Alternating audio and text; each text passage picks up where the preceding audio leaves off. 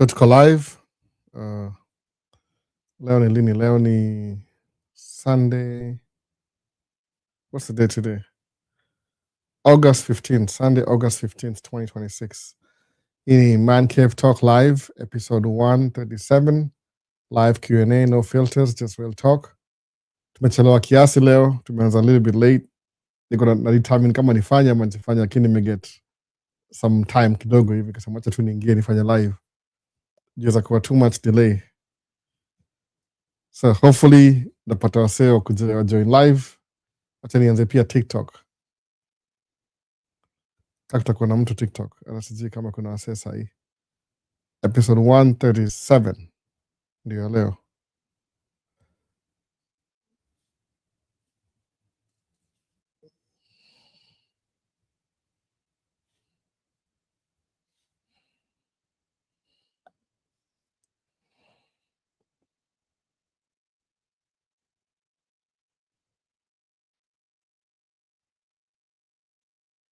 Go live pia hapa hivi TikTok. Ala kuchelewa siku hizi bana, kuna vitu mobs na happen. Siku anticipate. Watu wangu wanarudi shule next week, so ni back to school shopping. Ime take time leo sana, lakini catch up tu. Warudi shule bana. Tuko na a little bit of easy time. So ndio hivyo basi, kama una any questions unaweza uliza, tuanze session. Labda nakaa hapa 1.5 hour hivi kwa sababu ni late kidogo.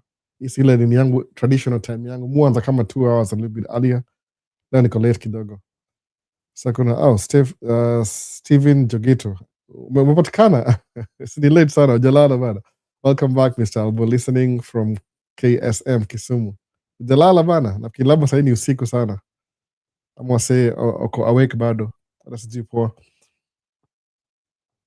So ndio bana, so ni live Man Cave Talk, live Q&A, no filters, just real talk. Ndio ni kama generality hivi. Lakini sikuwa specific kabisa.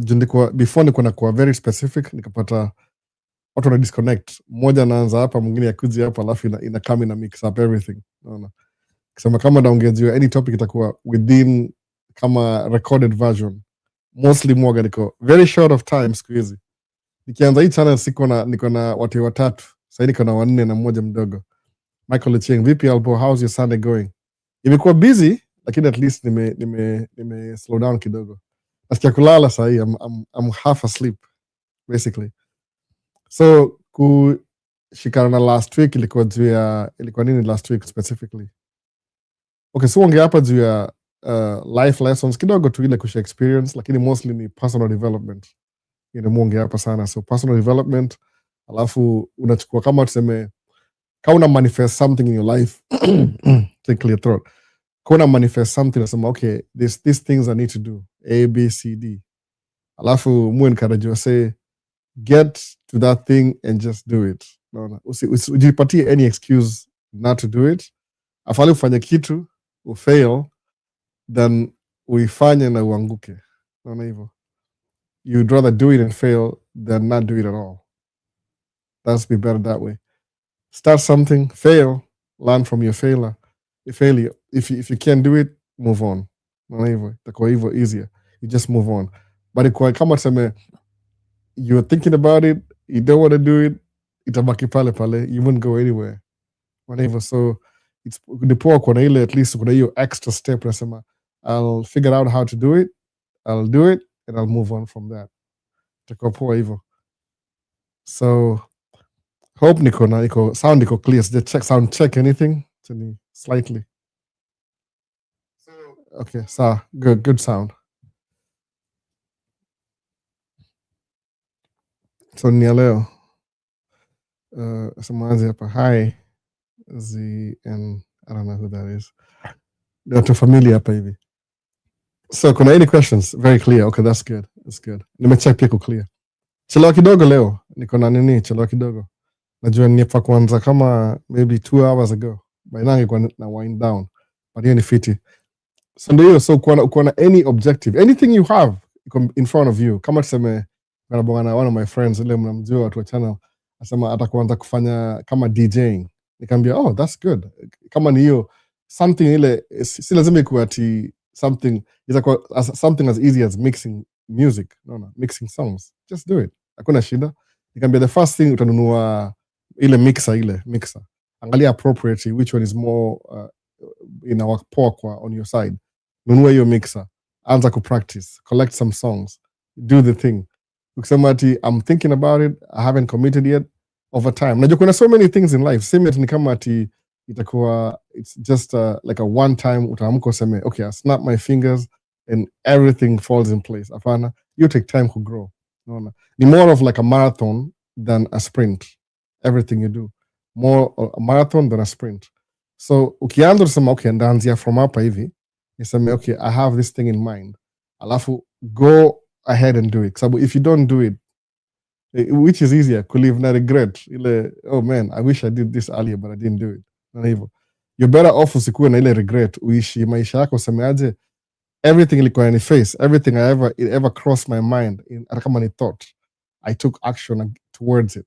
Ile okay, I want to do this, I took action towards that particular thing, then you can move forward na hiyo kitu ukasema okay, these are my results after a long time, these are my results. Nilisemaje, the blank space, okay, I'll do this in my life, do it. Say okay, after you do it, say okay, what's the results? It never worked out, good, learn from it, how can I make it better next time? Alafu endelea naye, anything, just blank space. Sijui ni nini, sababu typically life in general ni musamanga, life is an upstream battle. Upstream ile, the river is flowing this way and life is going this way, so the current is always against you. Always against you, the current. So if you stand still, the current will drag you back to the beginning, whichever the beginning is. I don't know where that is, but always, life is always, you're always swimming upstream. So you don't want to go downstream. Kuna msalinza swali moja poa sana that you, albo hii time yetu nimekuwa states, how does it feel? Ile how does it feel ati nikuwa, according to ye, maybe perspective yake, ni kama I'm living my dream life. I completely agree with you. To dare it is to do. Yep, that's true. So asema ile ati, there's one video like when I was driving from Minneapolis to somewhere, listening to music. Kwa hiyo video ilikuwa copyright mbaya sana, but nasema tu ilikuwa ile The Bag edition 6, I think so, ama 7, 6, the most famous one, the one with the highest views, DJ Nick D. Akasema how does it feel kukuwa tusema ni kama umeachieve, like you're living a comfortable life, umeachieve everything you wanted in life. Nilimjibu tu ile generic, I don't even know how it feels. Ni kama it's a daily, every day ni struggle, by the way. See, it gets better. No, every day ni struggle. So kuna Cheptum asema, hello mkuu, can you invest in farming huku Kenya? Me particularly, or you? Are you asking from, I don't know. I don't invest in things. I don't know how they work. So come on, farming. I don't really know much about farming. I love it. I would love to learn when my kids get older. I'll stick to with the rivers and waters I'm used to. So I don't know much about farming, honestly. I like the whole idea though, but I don't know much about farming. So how does it feel?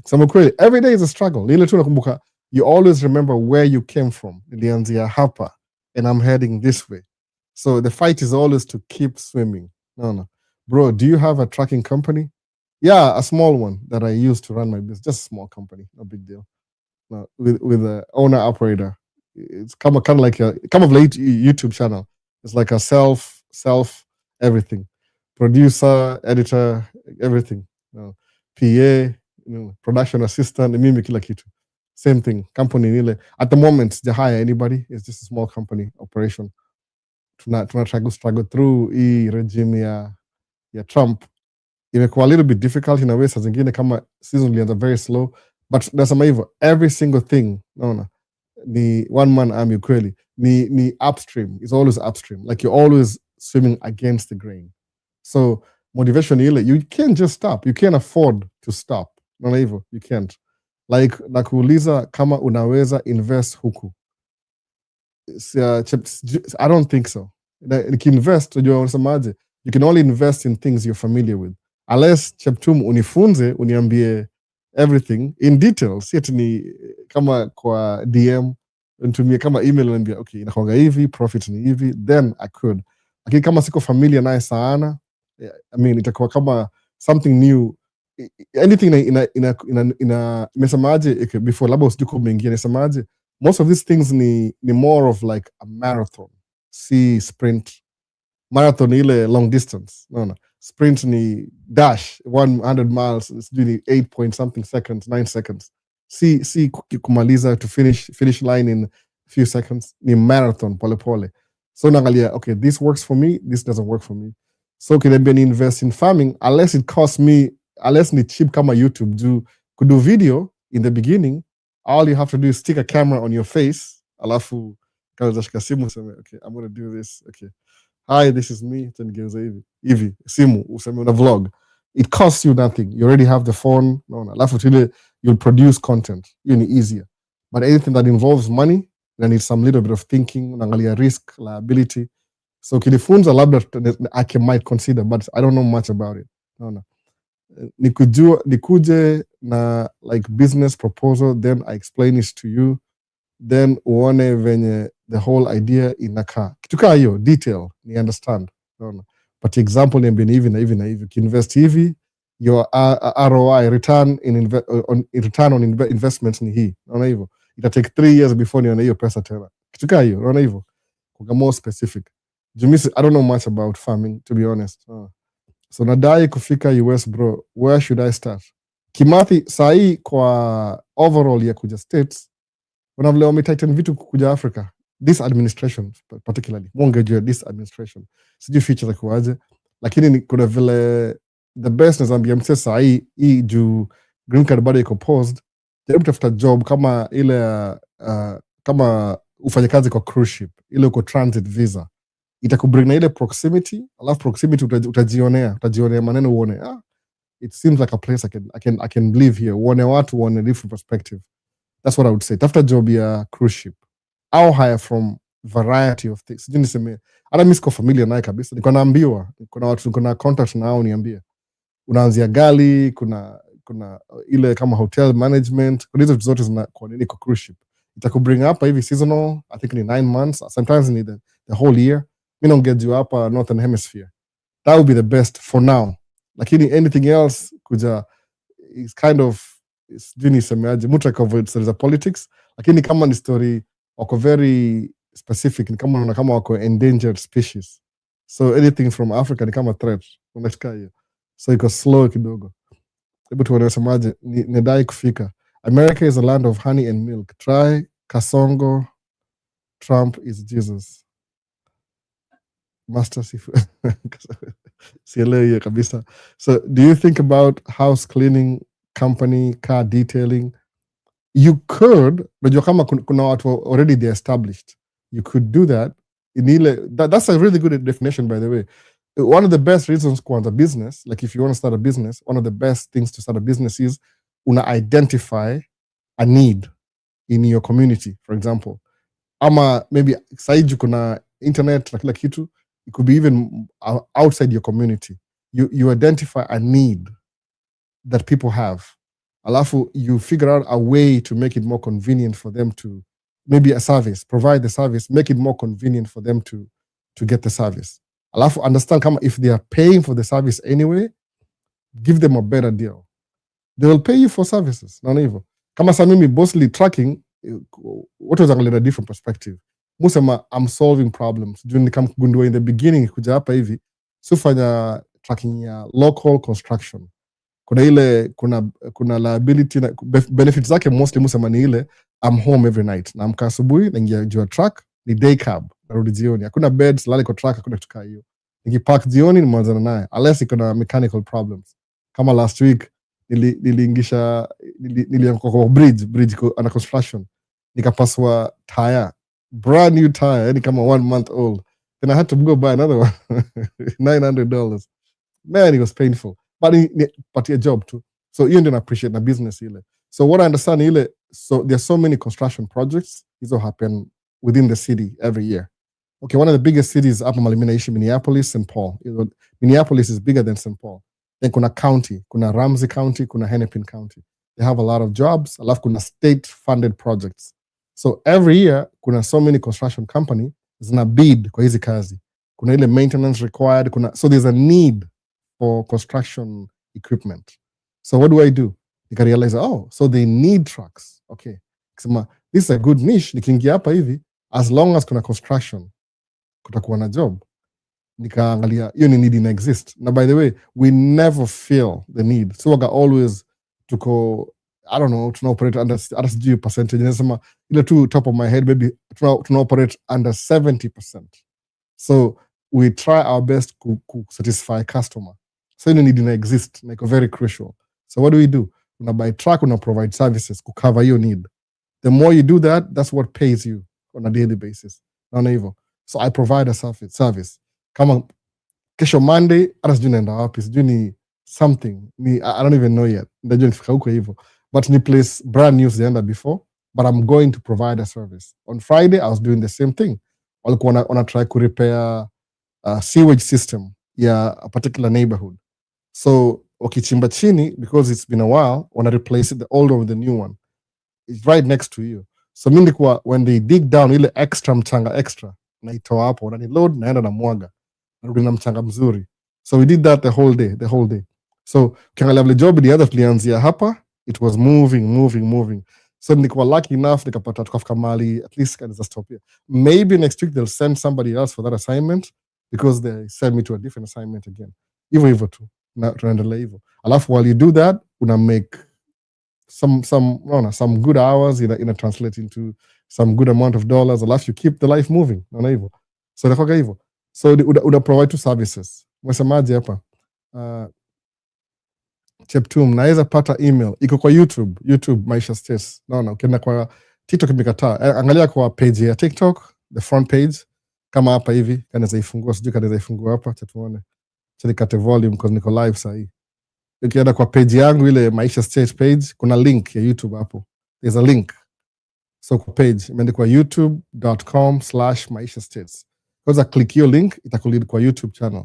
Kwa YouTube channel, angalia any video, one video kama ni post jana, description section, kuna yangu information hapo hivyo. Utapata email hapo. Unaona? Siwezi weka, nilitry kukataa, walikataa, walisema the only way waliniallow kukataa hiyo link. I don't even know why. Maybe sijui kwa nini. Maybe because ni personal, I don't even know why. Walikataa kabisa. I tried to upload it, kataa. So nikasema tu ndakulead kwa YouTube. Unaona?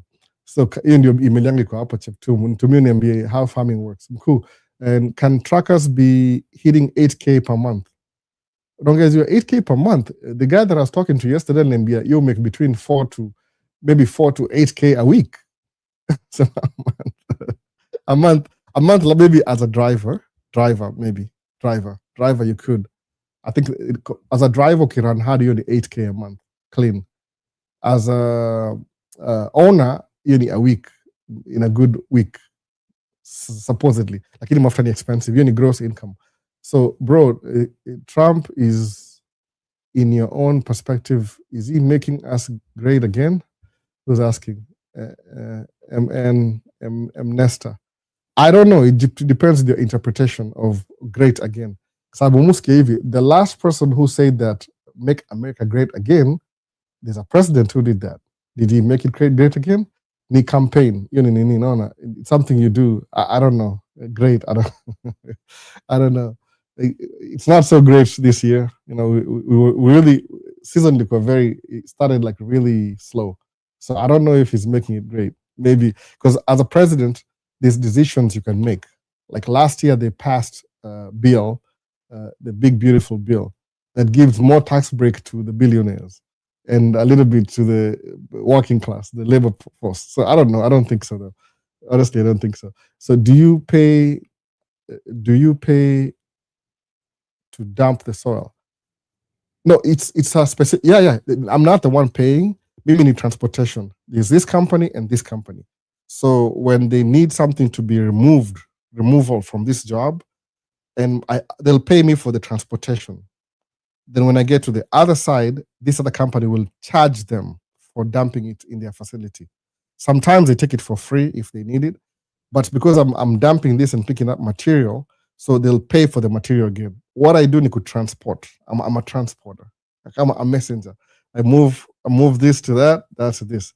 whatever the discussion they have, they've already talked about that before, meaning hapo hivyo. Unless ikitu, hey, I have this type of soil, I'll call and find out where can I get this from. Oh, you can get it from here and here. Okay, alafu tunaendelea hivyo hivyo, wana hivyo. So asemaje, thanks mkuu. My wife looks incredible. Look at my TikTok stories. I don't know. I can't really look at your TikTok stories right now. I'm live. Hey guys, bei ya mafuta imeenda juu tena leo. A little bit. I think by a few cents. Ilikuwa $4.99 diesel. Nangeja diesel. That's the one that hurts me the most. Then it go $5.20. A little bit. I don't know what happened. I don't know who bombed who. No. So Samaje, let's talk ya 137 live talk yako ya 138 uliongelea uko na wazazi na siblings wote ni maraia wa US. Ongera sana kaka. Hey, umekuwa hapa for a long time. My mom's been here 13 years. My dad kama 10 years. My brother 7 years. My sister 7 years. It's a long time. Ni old stories. Wako hapa wote. Kuna my sister has been here 22 years. I think so. Meaning I'm going toward 20 years. No. Hivyo. What's happening? Nasema nimedu nini? Oh, sawa. Sijamiss here. So can a truck owner make 8K net worth a week? Over the road, you can make that. Construction, between 6K a week, 6 to 7. Then you need more trucks. If you're running 2-3 trucks, that's 24,000 a week. If you're running 3 trucks, that is. Do you summer burn in Kenya?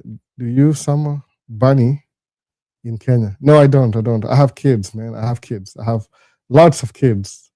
I have twice the American dream kids. There's about 2.5 kids. I have 4 kids. So different age range from 16 to 3. So 16 to 3, that means school starts next week. Summer bunny, they're going to school. I'm not working, so it's still my job. I can't afford to just go on vacation yet. When they get older, maybe. Sijai summer bunny. No. It's been a long time. Sijai hata by the way kabisa. So Gato vipi Gato na kuona bana? Did you buy your first truck on financing? Yes, I did. I didn't have any money. You build your credit, go to the bank, see how much they're going to give you, then get a truck with that amount. Then pay it back in full. If you don't, they'll come and get it. Or maybe they'll mess up your credit. Ati nasikia green card wame open.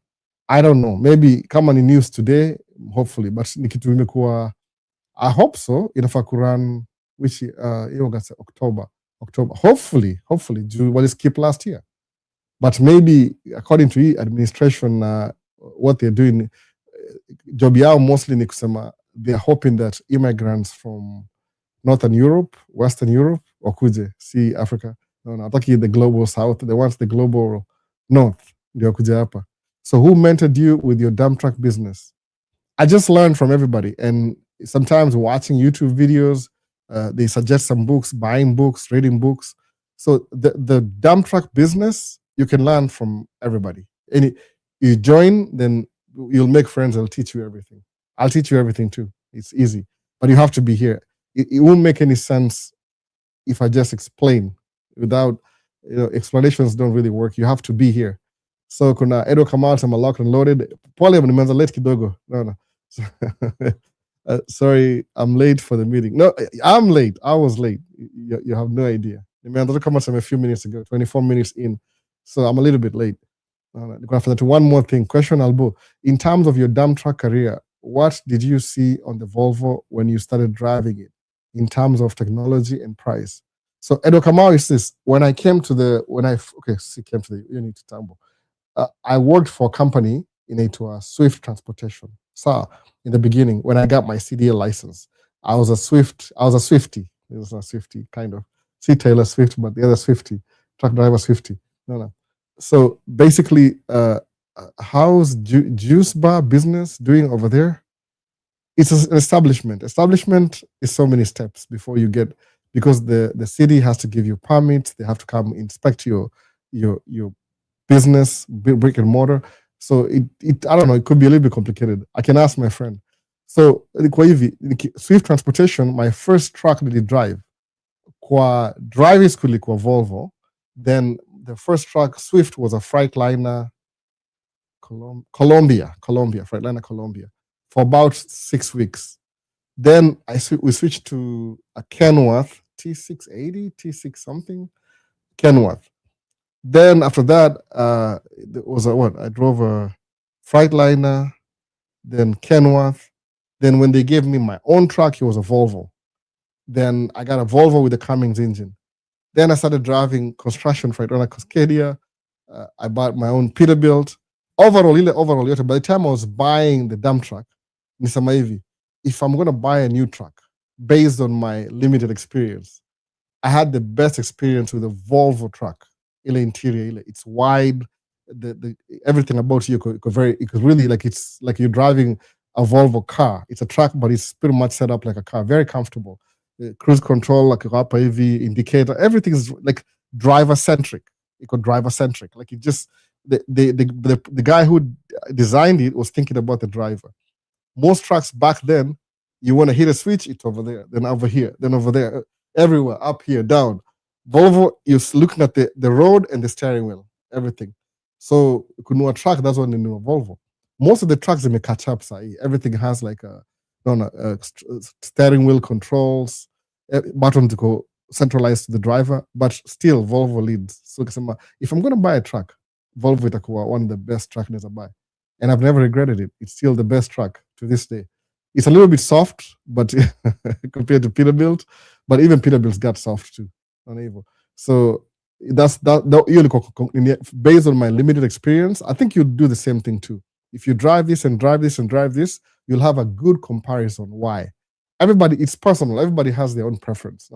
Unajua wapi, unajiona wapi baada ya miaka 10 ahead, unajiona utakuwa wapi au unajiona njia ipi. In 10 years from now, I hope I retire and I'm financially free. That could happen tomorrow if I win the Mega Millionaire lottery, which happened last week. Somebody won like 400 million. But 10 years from now, I hope I retire. Like I retire. Like I'm make enough money not to go to work. Enough money for my money to work for me. Hopefully, by the way. 10 years from now, I want to be retired. Like I don't work anymore. Create some businesses that create cash flow. In 10 years from now, you're kama goal yangu. Is it worth investing in Mark truck badala ya international truck or Freightliner ama Hino? It depends. Hino ni Toyota. Hino is just Toyota. You're talking about box trucks ama Brawley. I don't know exactly which one. Hino ni kind of a Toyota truck. I think so. That's the name for the Toyota truck. Mark, it depends. International truck, Freightliner. I don't know. Maybe Hino. I don't know. Come on, you need box truck though. Sijaona Hino yote. Kuna class 8 na kuna class 7. So class 8 ni semi trucks. Class 7 ni kama maybe unangejua box truck. Unaona. Kati ya Peterbilt na Freightliner, gani mzuri kwa kazi? Me, I'll always go for Freightliner. Kwa sababu ndio Toyota ya trucking world. There's more of them. I think the market share Freightliner iko larger than all the companies combined. So that means it's readily available, which means when you need parts, kuna more outlets za maintenance. Truck breaks down. I'm telling you, it breaks down. So ukienda kuangalia mambo ya ile in terms of ile I want to get back on the road fast enough, nunua truck parts ziko available everywhere. That's what I would go for. Itakuwa hivyo. So I said, thank you. Which school can I go for CDL? I'm in the US. How can I link up with you in Minnesota? Just give me a call. Or text me or something. YouTube again. Maisha States YouTube. Find the video description section on the video. You'll see my contact information. You'll text me right now. This phone right here. You text me right now. I'll read your text right now. If you get the number. What's up? Just give me a call. I'm here. I love to help. That's why I'm here, by the way. Come on, Takwanda CDL. If I went through the same thing, I think it's still similar. I don't think much has changed your process, but I think I could help you to maybe solve 60% of your problems when you do CDL. Because I actually want you to get into that. I really want you to. So give me a call. Text me or something. Text me first with your name and number. Describe ilikuwa live yanini, we met, blah, blah, blah. Then I'll help you out. No. CDL just takes about, it takes about what? It takes about a month and you have the license. Open up more opportunity, by the way. I believe so, honestly. Look at me. A nobody to a little bit of somebody. So humbly. So, hey, bro, first time on your channel, could you tell me about yourself? Oh, there's so many videos. Just go back and watch the videos. There's so many videos. You don't have to. I have my first video. It's just me. I'm here. I do a live Q&A every Sunday. Talk about business. I'm a truck driver, a family man. I have 4 kids, live in the United States of America, Minnesota. What else do you want to know? Social security number is 1, 2, 3, 4, 5, 6, 7, 8, 9, 10. No, I'm just kidding. But anyway, the last bit of it, that's who I am.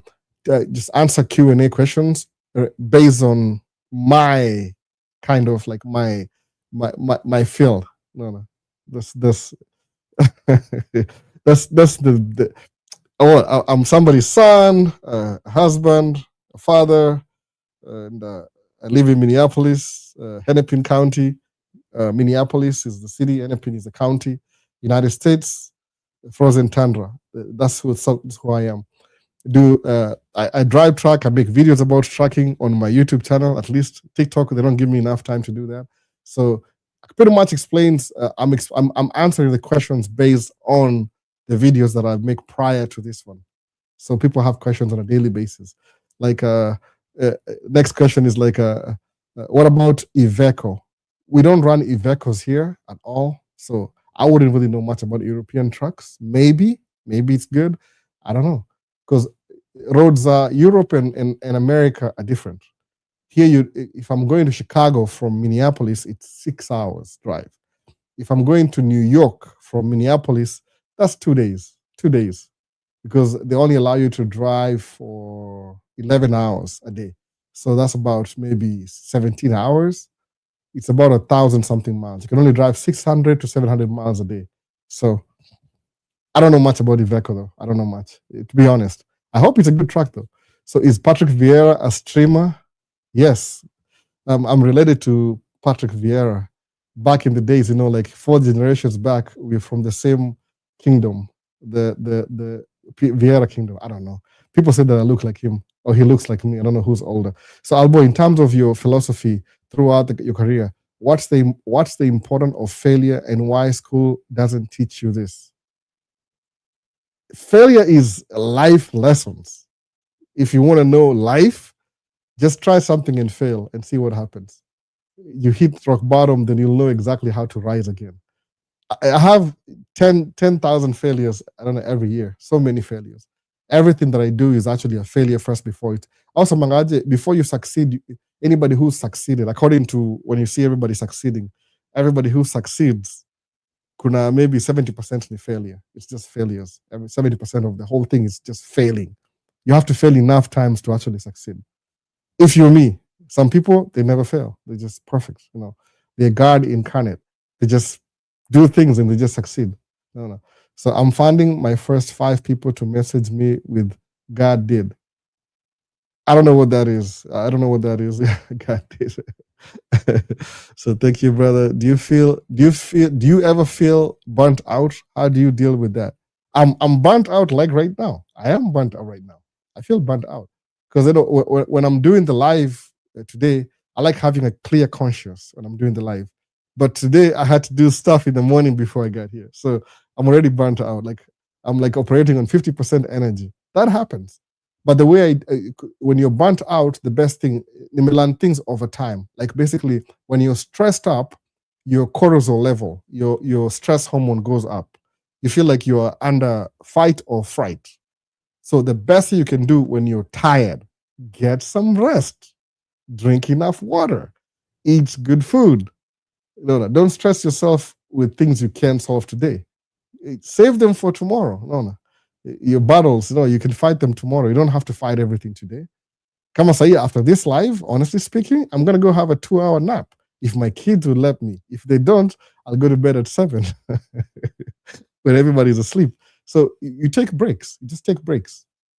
Just take breaks. Don't push yourself too hard. I mean, you have to push yourself too hard, but kuwa na ile sections, because it's kind of hard raising kids and running a business and a household, and at the same time, it's stressful. Like back to school shopping, oh my goodness. Like yesterday, the whole day, we just trying to decide, should we get this and this and that? Everybody has their taste. I'm like, you know what? Don't ask for their own opinion. So you're just deciding on shoes. Like deciding on shoes took half an hour.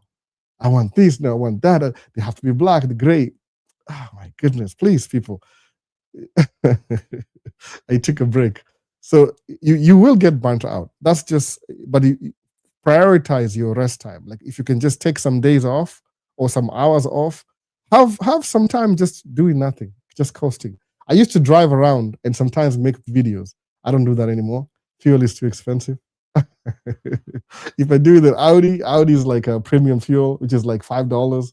The van, I don't even want to drive the van anymore. So take some breaks. No, it's you have to regulate yourself. Also, try and sleep 8 hours every night if you can. When it gets dark, you should be sleeping. Just try and sleep 8 hours every day. 8, 9, 10 if you can, no, but not too much. No. So I do get burnt out so many times. Like I'm supposed to post 3 videos a week. My video is not even ready for tomorrow. Every time I get it, something comes up. So, but those are just personal goals. I used to post every day. So now I just like every other day, let the video sit for 48 hours.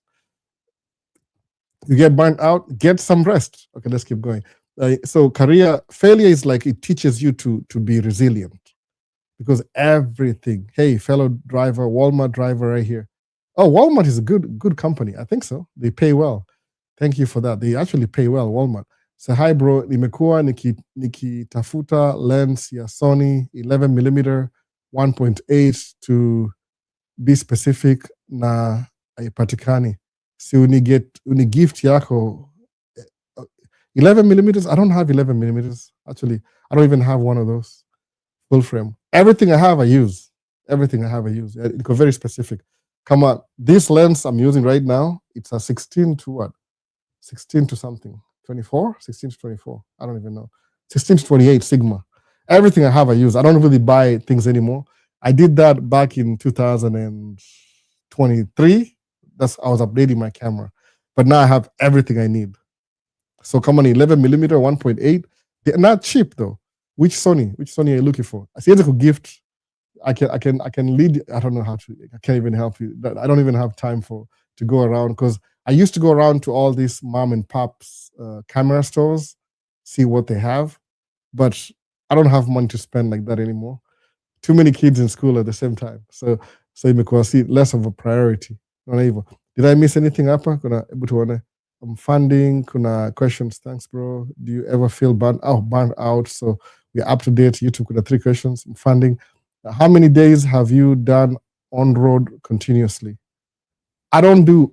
I drive like Monday through Friday. I can work the weekends too, but my kids, I gotta spend time with them too. We only get a few hours in the evening, and the whole weekend with them. It's very important. You lose money, but you spend time with them, because money you can always make. Time with your family, once it's gone, it's gone. So you have to prioritize. What do you prioritize first? So very tight. So hi bro, nimekuwa nikitafuta lens. Nishasema hiyo. Hey driver, fellow driver. Hi Albo, Joel 254. Hi Eric Asamaje, thank you for that. Yep, Nico Denton Sega, Dallas with good benefits. That's good. Just keep doing that, man. But just remember, if you're making good money with the Walmart driving dedicated, unavaile American flag up, even good pay, just make sure you save a little bit for some future. If you're making money and you're making good money, you're making more than you need. Angalia, this is how much I need for my expenses every month. Chukua ile extra. If you can leave off 60%, start saving in the beginning, saving 40%. Then once you save the 40%, I'm using like a scale, like 60, this is 70. So 70, put it on a side, maybe high yield savings account. Accumulate for 6 months, pull it out. If you can invest in a cash producing asset, even if it's 500 a month or 1,000, do it. Itakusaidia sana hivyo. That's how you start building towards financial freedom. Not hivyo. Because I know Walmart pays really good. We just don't have them around here. I think there's a company, dedicated company that delivers for Walmart. Wisconsin. Wisconsin. They just show up and they go back to Wisconsin. Then the closest Walmart distribution center, I don't think we have any over here. I'm not so sure though. Maybe they have. I'm talking about like a Wisconsin, kuna moja I used to deliver so many times. They were very strict. You show up late, you're done. So hey bro, hey Pravi, Simi, hey, how you doing? So Sony ZV-E10 sa niko Kenya, nipe lead ya kupata from over there. Sony ZV-E10. That I can find. I think those are available. I can find one of those Sony ZV-E10. I have a Sony. This is a Sony ZV-E10 view. If you can see that, I don't know if you can see that. Let me see. Yes, you can. This view is a Sony ZV-E10. I'm just giving you a view of one of my overhead cameras. It's not really mine. It's like we use it. Everybody uses it in the house. So this is the recording place, unboxing. So that's a Sony ZV-E10. Very clear, the new one. Kuna Mark 1, Mark 2. So this is Mark 1, the first edition. Good camera, by the way, really good camera. So that conversation helps me align my vibration. Oh, that's good. I appreciate it. If you're learning something, that's good. Can you help me get my land contract to start making at least good money? I'm in Jersey right now. Your lead contacts to start making at least good money. Like I help you with the leads. Like what kind of leads? I do tracking. I don't really know much about. I'm kind of like a learning in progress. I'm still learning things as I go. Like I learned how to invest in stocks 3 years ago. To be honest, started investing like 5 years ago. Everything is still new to me, so I learn every day. I'm learning. So I don't know what contacts. As a trucker, I'm just a truck driver. So right now with my own equipment though. So back to YouTube Q&A. YouTube is about hello, missed the last live, but I'm glad to be back. Oh, welcome back. I think I missed I wasn't on live 2 weeks ago. I missed that one. Things happen. But there's always a recording. You can always find the recording, so don't worry about it. If you have time, go back to Maisha State's YouTube channel, Man Cave Talk Live, or Man Cave Talk. Recording available. All of them are available, archived. On TikTok, not so much. They don't give me enough time to 2 hours. I think the most I can post on TikTok is what? 30 minutes? I think so. 15 or 30 minutes. So it's kind of hard to do that. But I'll try in the future. Let's make it appropriate. I don't want to just dump videos on TikTok and they just like dead weight. No. It affects algorithms. So hi Albo, happy to see you here again. I'm on one of your vlogs. I am one of your vlogs watcher pioneer. Oh, Patricia Mugo, you're back. You thought we forgot about you? No, we didn't. You got lost. I'm still here. So Patricia Mugo, you're back. I can't forget your name. Mugo is associated na Kirinyaga. So you forgot that. I never forget people. I'm always like, up to date. You're reintroducing yourself to the community. I know who you are. Don't worry about it. I'm always like, I remember people's names, at least over here. So cool guy, general question here. Trying to learn from your mistakes. What would you tell an 18-year-old to avoid doing in life? 18-year-old. Okay, let's see. Number one, 18-year-old. You're 18. You're not an adult yet. So try and mooch off your parents as much as possible. Meaning, don't move out until you're ready to move out. Unless you really have to be dependent. If you can, if I'll do it again, I'll still live with my parents while I'm investing. Because if you, suppose you go 18, 19 to 25, if you live with your folks, your parents, and you have free healthcare, free housing, free food, you can save a lot of money. So by the time you move out, you just start off like, fly from this house to your house here. You don't have to like minimize your resources. Number one, 18. Okay, that's in terms of saving money.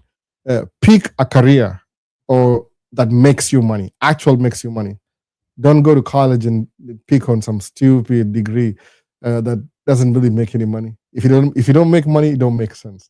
Number two, don't get anybody pregnant who you're not married to. That's me. Don't do that. Don't get anybody pregnant who you're not married to. You'll pay for it for so many years. In America, it's 18 years. Don't do that. No. So just marry somebody who you talk to their parents first, their dad or their mom, and decide you want to marry them. Just don't get somebody pregnant before you're married. If you're 18, male or female doesn't matter, because that will really it'll lose the focus, the balance of your life. It'll go off because you have responsibility before you have the money. Oh, it gets tough. Don't do that. No. Pay attention. Read as many books as possible, because there's so much knowledge hidden in books. A lot of them. Read the most stupid book you can read. It doesn't matter. Start with the Bible and see all the contradictions, just in case, by the way. I used to be so conservative when I used to the Bible, but Squeezy, I'll just be honest with you.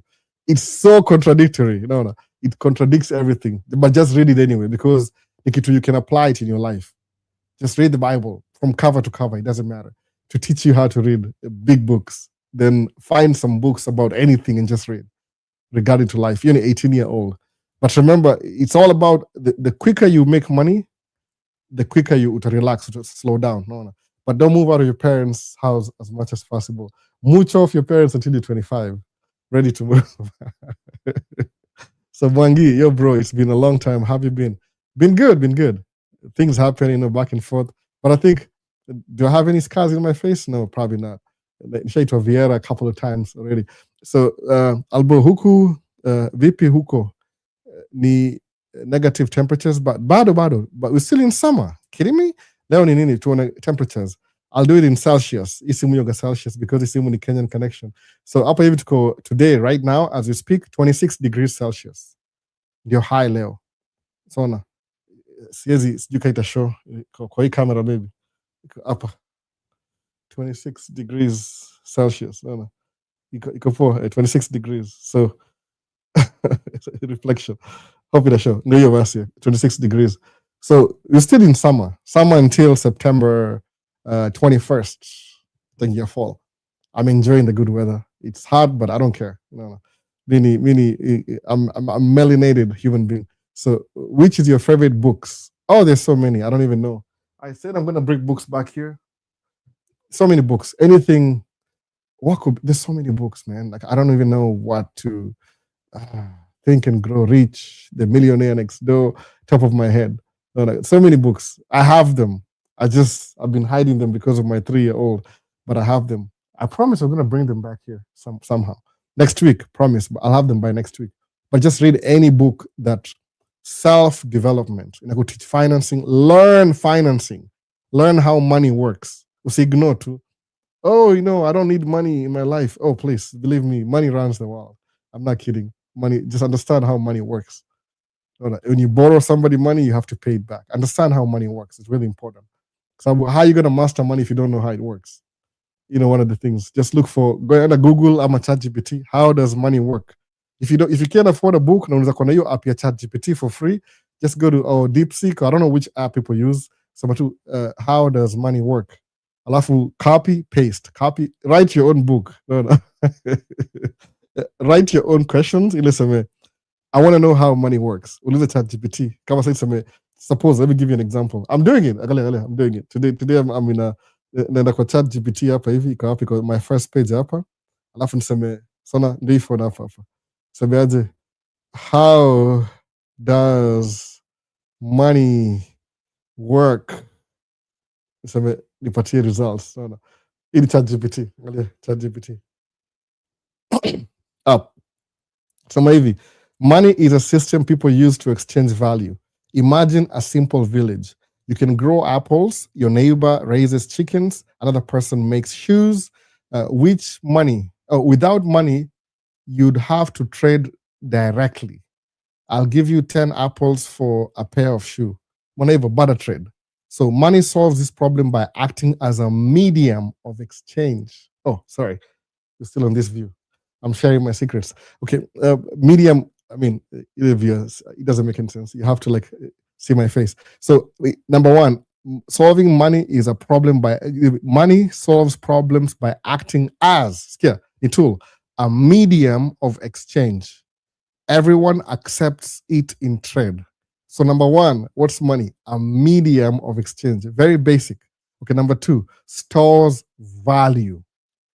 It stores value. Sawa, sema nini? You can save it and use it later. Naongea American sana. The unit of account. Prices can be compared using the same measurements. No. Where does money get its value? Money has value because people trust that others will accept it. Medium of exchange, store of value, unit of account. You can't afford a book? This, copy, paste. Example, $20 bill costs only a small amount to produce, but people accept it because the government recognizes it as legal currency. Businesses accept it, other people accept it. So what's money? Is that medium of exchange? A medium. It just make everything work out. Exchange of value, storage of value, because if I save 100,000, that means I have value 100,000. That's what money is. Very simple. That's amazing. What else? Understand relationships. Oh, I can't help you. That's difficult. You have to experience it. So I'm just joking. Temperatures to delay. Okay. What else? I'm looking forward to Sony 11mm 1.8 MU tutorial official. What do I have over here that I can give you? Sina, by the way, I don't think so. 11mm 1.8 full frame or APS-C. Get in touch na WhatsApp uniambie. It could be your lucky day. Nitapata moja mahali and I have some disposable income. No, get in touch. So came across Barry MK ni albo wa huku US. Came across Barry MK ni albo wa huku US. Huku Kenya. Oh, Barry MK. Who's Barry MK? Barry MK. We gotta find this fellow. YouTube. Okay, I'll try and I'm looking at Barry MK. So Barry MK, subscribe. Tracking. Oh, nice. I see tracking videos. Nice. So I'm gonna have a lot of Kigali. I'm gonna have a lot of entertainments now. So I've followed Barry MK. I'm already following him, I think. So there you go, Barry MK. What say about the ETS2? What's an ETS2? What's that exactly? Darn it. What's ETS2? What's that exactly? The definition. Okay, kuna Hassan wa Isa locked in. Karibu sana Hassan wa Isa. Very contributor hapa hivi sana. So what say the Bible? What the Bible is controversial. It has contradictions, by the way. It has so many contradictions. If you start reading the Bible, you don't have to tell me. You don't have to ask me. Basically, just go read the Bible and try and compare. Study, kind of like a study. It has so many contradictions. Sometimes it doesn't make any sense. Sometimes it makes sense. Sometimes it doesn't make sense. Because people who believe like the normal Bible-believing Christian, most of them don't read the book. They listen to the sermons from, they understand the interpretation from their leader, pastor, whatever. Nobody reads the book. I made a mistake a couple of years ago, started reading the book. So confused. These takeaways, and you learn some things from it, and some things will confuse even more. But it's okay, there's no problem. So it is what it is. But you just read it. Like I said, it's the easiest book to read. Is it really easy? I don't know. In the beginning, this happened. Then this happened. Then this person happened here. Then God is loving, but he kills people. Then there's the devil. The devil is called Leviathan. He's called, oh my goodness, how many things? Judges. There's this guy called Samuel. Samuel was a Nazarite.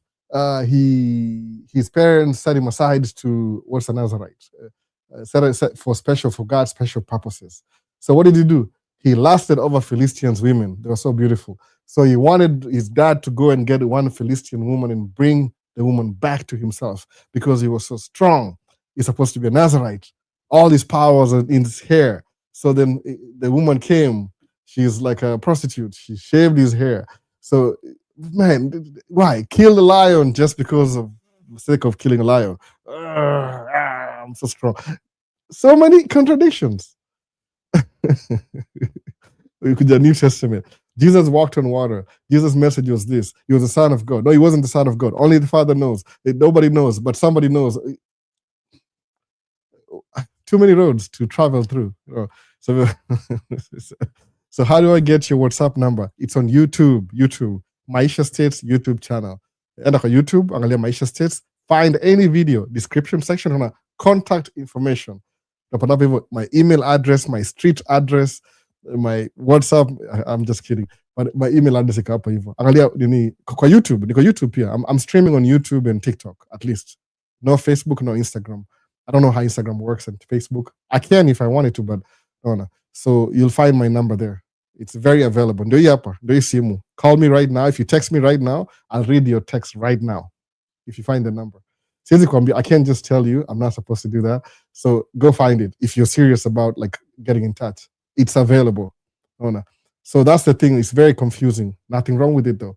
Most people follow tradition.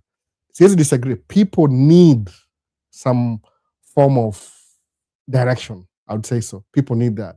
They need direction. So you can find your direction from the book. You can find direction from religion.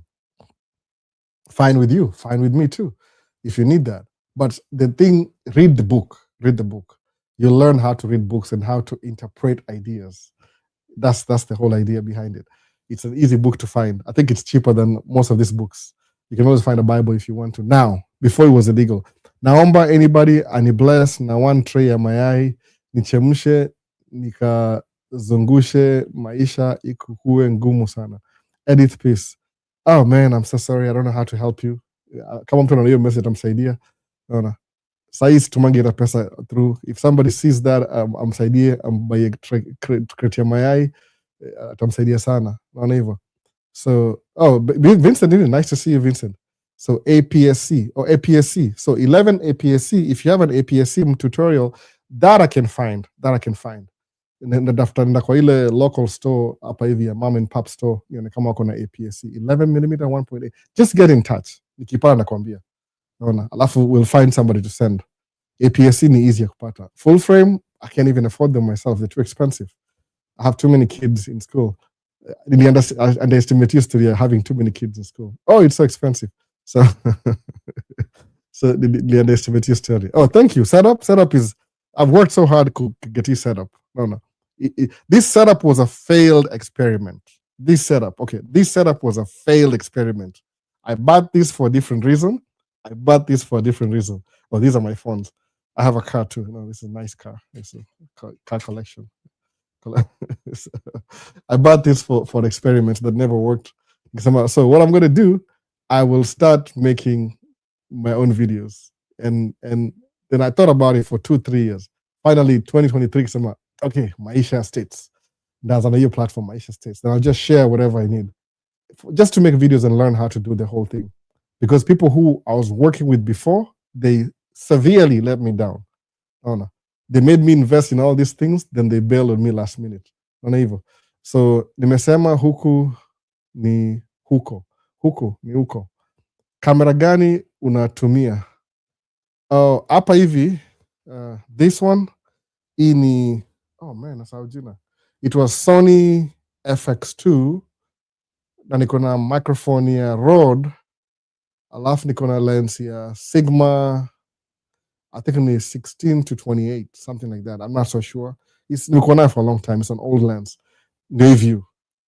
Huku hii natumia Sony ZV-E10 na Sony E11. I think that's what you're asking for, by the way. Ndio hapa hivi. Inaitwa E1.8 11mm. Probably ndio. Yeah, this is the lens. I'm so sorry, man. The lens you're asking for, ndio hapa. Sorry. Sony ZV-E10. That's exactly what I have. I even forgot about it. Camera iko controversial. Nilinunua. My wife alinunua camera, mimi nikanunua lens. Then she didn't want to use it anymore. So nikaichukua. I mean, I have use for it. So ndio hapa hivi 1.8 11mm. Ni kama $600 hivi. But I think you can find this. I'm not so sure though. So radiation niandike please. Radiation niandike please. Kama nini sasa radiation? What does that mean radiation? Type tena. Ulikuwa unataka kufanya nini before? Podcast niko tafanya hivi. I wanted to do ile production, ile nikuwe behind the scenes. Then kuna watu walikuwa they already had an idea. So my desire has always been to learn how to produce things. Yeah. Kama sahi producing movies, kama nikuwe production assistant, kitu kaa hiyo ndio goal yangu. Movie, sababu uzuri karia kama ya making movies, you never retire and you make a lot of money. Those movies, they pay really good for a long time. So somebody decided to start a podcast. Niko volunteer. I was just recording them. Kambia, I think we need new cameras. Because back then, tukianza, most video cameras, zilikuwa na record limit. So you have to record for half an hour, stop, start again. Half an hour, stop, start again. Half an hour. So nikanunua 2 cameras. One was my wife's, one was mine. Nikazibring kwa hiyo scenario. Solve problem. They were making money doing these things. Like they were actually making money doing these things. But the last thing they wanted to invest in was the cameras. So ilikuwa at the bottom of the priority list. Ile bottom total. Because what am I supposed to do? So because hii passion yangu iko so heated, I'll just buy cameras. Nikanunua cameras. Then started doing some free events. Before I'll know it, okay, free events, they want, some of them want me to pay to record the free events. So okay, I know what I'm going to do. Ndafungua, I'll start my own YouTube channel. Ndio hii Maisha States. Paka leo. So okay, what am I going to talk about? Lazima ni bring value. Then I figured, you know what? I know a little bit about the tracking industry and a little bit about business that I've learned over the years. I'll just share that. Nikaanza kushare. Before you know it, now people are curious. So that's just how it started, the whole thing. It's a failed experiment, kununua hizi equipment and learning how to run. So siku hizi, I take pictures. I just go to an event that's free. I'll just take videos and pictures as long as they allowed me to. If they allow me to, I could even pay to get to the event just for the sake of capturing memories and everything. I do that for free. Na nimelan sababu it gives me something to work with. Kitu kaa hiyo. Najua hii ni kama it's like a really funny dream come true kind of thing because kuna watu they don't have the capacity ya kununua hata camera. I get it. Hata mimi niko hivyo. It took me a while to build. Hizi tu niko nazo hapa nimebuild over time.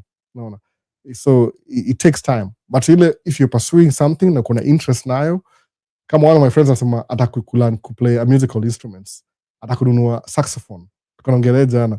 Akasema do it. Just do it. No, just do it. Because you'll never go wrong as long as you really passion. Expensive things will get cheap for a while until you have one extra kid. Then okay, so many questions YouTube. I'm trying to catch up na YouTube. Unaona, hiyo lens nimeitafuta Kenya, Nairobi haipatikani. Wewe nisaidie tu, nitakutext via WhatsApp. Unaona, kuna sawa nitafuta. Niongeleshe, ndasahau by the way, ndasahau. So Rocky, uko Washington State, event zimekuwa kibao sama huko. So, najua hivyo, but me usauba I would love to travel. Intention ya nini Maisha States ilikuwa okay, ikianza channel ilikuwa hivi.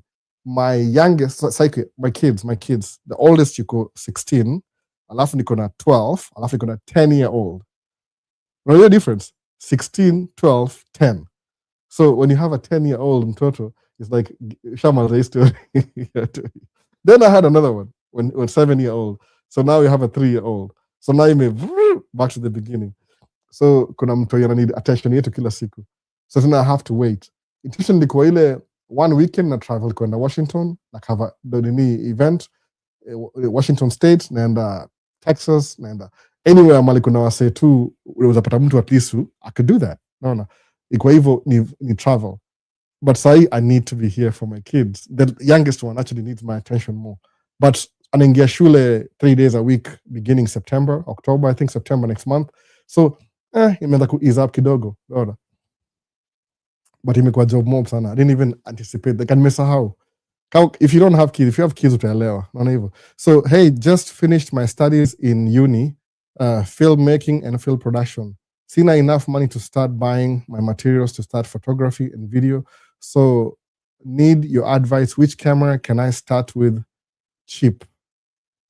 Tony, I don't even know what you probably know more than I do, because mimi nianza na Sony tu, nianza kama hizi ma Sony za kawaida, something that had video and photo. Anasema hivyo, to start with something that has video and photo. I don't even know. Kama wewe ni mtu wa Sony, juu mura na Sony mostly, my system ni Sony system, juu lenses ziko interchangeable. So Sony natumia E-mount, but I find anything kama ni photography and video, one of the best ile market ni hizi ma Alpha series, Alpha 7, ama Alpha 6, A6600, 67, 60, 68. But kuna hii Sony A71, A72, A73, A74, A75. Any of those, your A7 series, iko na photography and video, will be good for video. Alafu kuna manual mode. So, but I think A73 liko na recording limit. So maybe A74 could be your start. I think the cheaper side, because there's an A75, which I don't have. I'm moving away from photography, photos, video. Move to I think kwangu recommendation, it's very expensive. If you can get an A74, itakushikilia for a long time before it could actually make you enough money to upgrade. Because on an A74, if you can get hold of that, and maybe lens yote maybe 24 to 70, ama 24 ile f4 24 to 105 ni cheap kidogo, relatively cheap kidogo kwa kuingia kwanza, naona. So advice for someone who wants to start photography, ndio hiyo nasema tu photography, buy the camera, start taking pictures. Just hizi picture ni digital, so you can get it 5 wrong, 1 good. I mean, you just delete. Hakuna ati film anymore. Ni memory, unlimited memory. Just start with the camera you have. Other cell phone, by the way. Kuna Samsung. I think Samsung is really good with the cameras. Iko poor than Sony. So I'm the two. Till catch up na YouTube questions. Kuna Silas asemaje, ni aje Albon ndio naingia. Karibu sana. Nimechelewa sana leo, by the way. Chelewa sana. So ETS is a truck simulator game PC. Euro Truck Simulator. Oh, that's what it is. I've never played. I just drive real trucks. I mean, it's good if you have a background of like, maybe what I would love to have now is a flight simulator, by the way. Pretend that I'm flying planes in my own space. Then screen, in my buttons, so you have to switch. Ni fly. I like the flight simulator because I really want to be a pilot, kind of. No, it's just fascinating. I don't know if it's exciting, but I just think it is. I don't know. Maybe I'm wrong, but you have to be gone. Co-pilot. So Euro, I drive trucks, real trucks. So maybe I'll look it up. But any flight simulator is my thing, kind of, because there's an airplane collection. If disposable income, I'm still trying to catch up. To my season a little bit late this year. So I have read it, and there is absolutely nothing controversial in it. The Bible, yeah. If there's nothing controversial in it, that's good for you. I'm not here to argue. It's your own personal experience. Mine is a little bit different. I did that I read it for about 10 years, 12 years. I spent 5 years teaching, like facilitating Bible study for 5 years. Then it was very confusing. But I'm glad I learned some stuff about everything. So if your experience is you've read and there's nothing controversial in it, good for you. Keep reading it. But to me, there's so many things contradictory about it. So I don't take away from your experience. If there's nothing controversial in your case, keep reading it. No, that's good for you. But I don't think you're honest. But it's okay. I'm not here to argue with you. I'm not here to argue with your personality, but it's okay. If it works for you, if you pretend to be your performance, like, yeah, I've read the Bible and I perform, just stick with that. Don't listen to me. No. Kuna so many contradictions. It's only confused kichwa every day. No. That's why most of my posts on TikTok, look at this. This is exactly how I'm seeing it too. So Albo, why buying over-the-road truck is cheaper than dump truck? Break it down. Over-the-road ni tractor trailer combination, alafu ni highway application vehicle. Ukikuja kwa dump truck ni heavy duty off-road. ni kama gari ya tuseme kama Mercedes S-Class ni on road, very low center of gravity, everything stretched out, comfortable. Alafu Mercedes G-Wagon ni all-wheel drive, iko a little bit raised, you can take it off-road. Hiyo ndio difference. So gari ya off-road itakuwa na heavier suspension, heavier differential, engine is the same output, but itakuwa na vitu double frame, yani something extra, so you pay extra for specialized vehicle ya off-road. That's the difference. On-road, over the road ni gari ya kawaida tu, frame ni kawaida because it spends most of its life kwa paved roads. Sisi, paved road is when you're moving from one location to another, but every single day lazima nikwe off-road kwanza before ningie on-road, alafu na off-road tena. That's the difference. So a specialized vehicle itakuwa more expensive than a regular over-the-road truck. That's the difference too. Very small. So the brand new truck ni 200,000, brand new dump truck ni 320. The extra 120 ni ya hizo specialized things. Kama gari yangu iko na a thicker frame yake ile chassis ni thicker, ile thickness ya hiyo bar iko a little bit thicker than ile over the road, ni maybe inches, centimeters, narula hapa sina rula, but itakuwa thicker kidogo sababu iko ni heavy application. Unaona hivyo, that's the difference. So kinunua gari ya dump truck itakuwa more specialized, suspension, kila kitu ni specialized. Over the road ni generic kama tu most of the trucks. I think I'll make 80% over the road, alafu 20% off-road.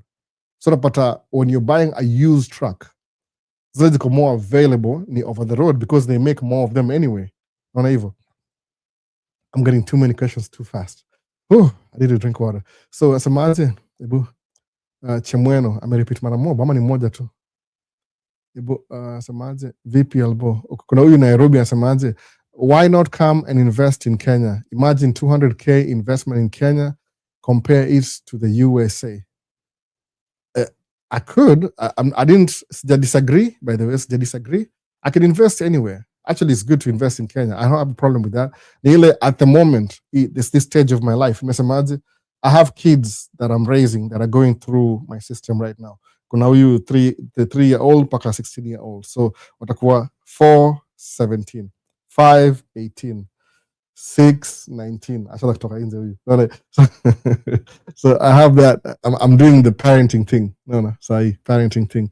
Kuna hiyo age gap ya 12 years between them, I think. 16 na 3. Hiyo ni ngapi hiyo? 13 years in between. So I'm doing the parenting thing right now. So my investment iko slow kidogo, siko the way I want, but I would love to invest in Kenya. Please. Then nakuwa nafanya Man Cave Talk Nairobi. I mean, I love that. That day, I'm just looking forward to that day. I'm waiting. So, not evil. So, can you tell us about SAVE verification, systematic, alien verification, and entitlement?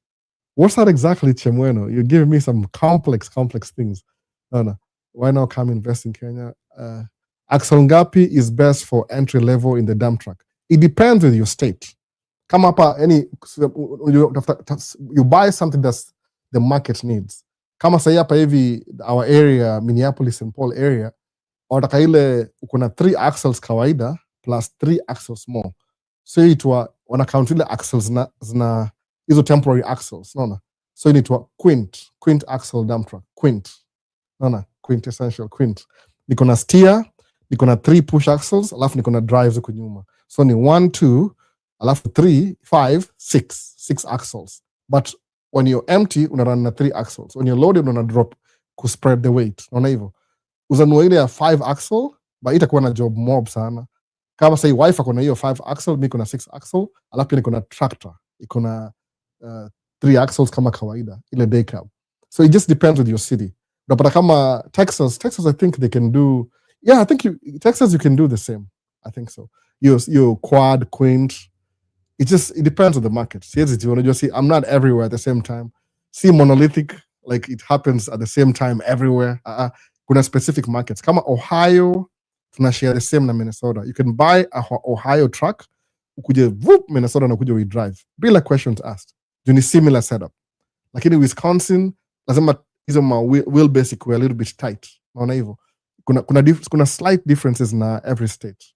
So hiyo ndio difference. Siwezi kuambia ati exactly kama okay, how many tonnage? So tonnage yangu legal Minnesota, it's very specific in a state. Mimi niko licensed kuwa na 20 tons. Licensed. Ile kwa license plate, kwa ile sticker kila kitu. 20 tons maximum. Sini 20.3 kitu ka hiyo. License. Yani ile my gross vehicle weight lazima ikuwe 69,000 pounds. So anything na truck yenye where your truck ni 29,000 pounds. So kuna between 29 from 69 minus ngapi ni kama 30 from 70. Nabaki na ngapi? Approximately 40 hivi, which inakuwa 20,000 tons.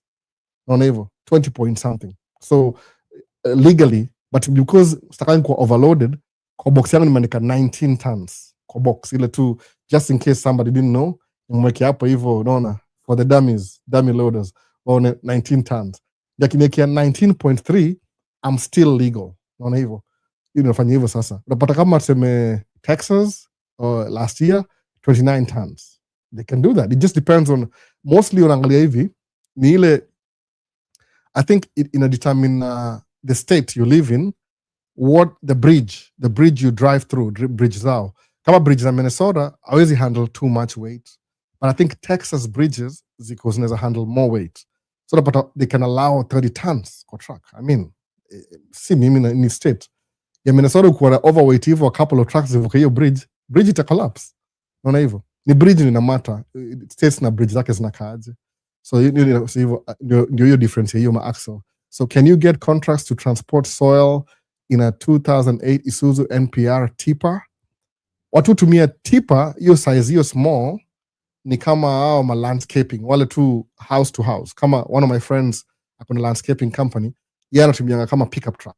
Yani jo Isuzu ile NPR ni equivalent na Chevy Silverado 2500 ama 3500. Similar kabisa. Nimesema Chevy because Isuzu na GM wameshikana hivi. Ile engine ya Isuzu NPR inaitwa Duramax kwa Chevy, unaona? So it's the same thing. So unapata juu hapa hivi nikaa pickup truck hivi, but engine the same, but ile design ya pickup truck. Same engine though. Pia auza Isuzu pia. So you can use Isuzu kubeba ile iko limited na tonnage mchanga. So labda ni ile tu unafanyia mtu maybe manyasi ya hapo outside the house hivi, unaona?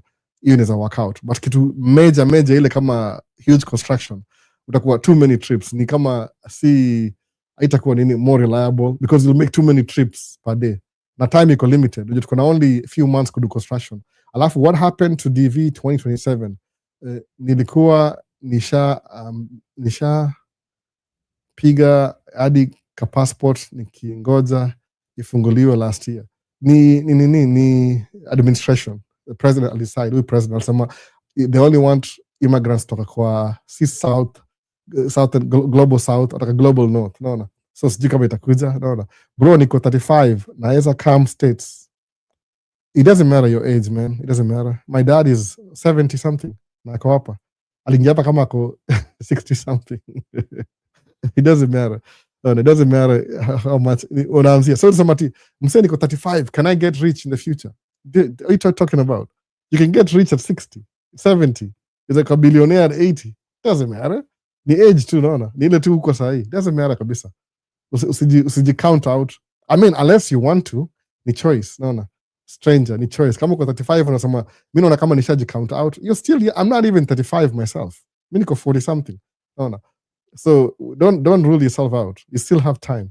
Acha mchezo bana wewe. 35 ndio tu unaingia the cusp ya middle age. Roja karibia.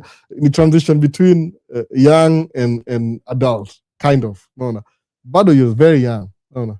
Very, very young. So that's a kweli though. So I'm being honest. 35 you're still young. Unaona? Hata ndio umekomaa sahi. You know what you want. So how much is Rich Dad, Poor Dad book, Psychology of Money and Think and Grow Rich?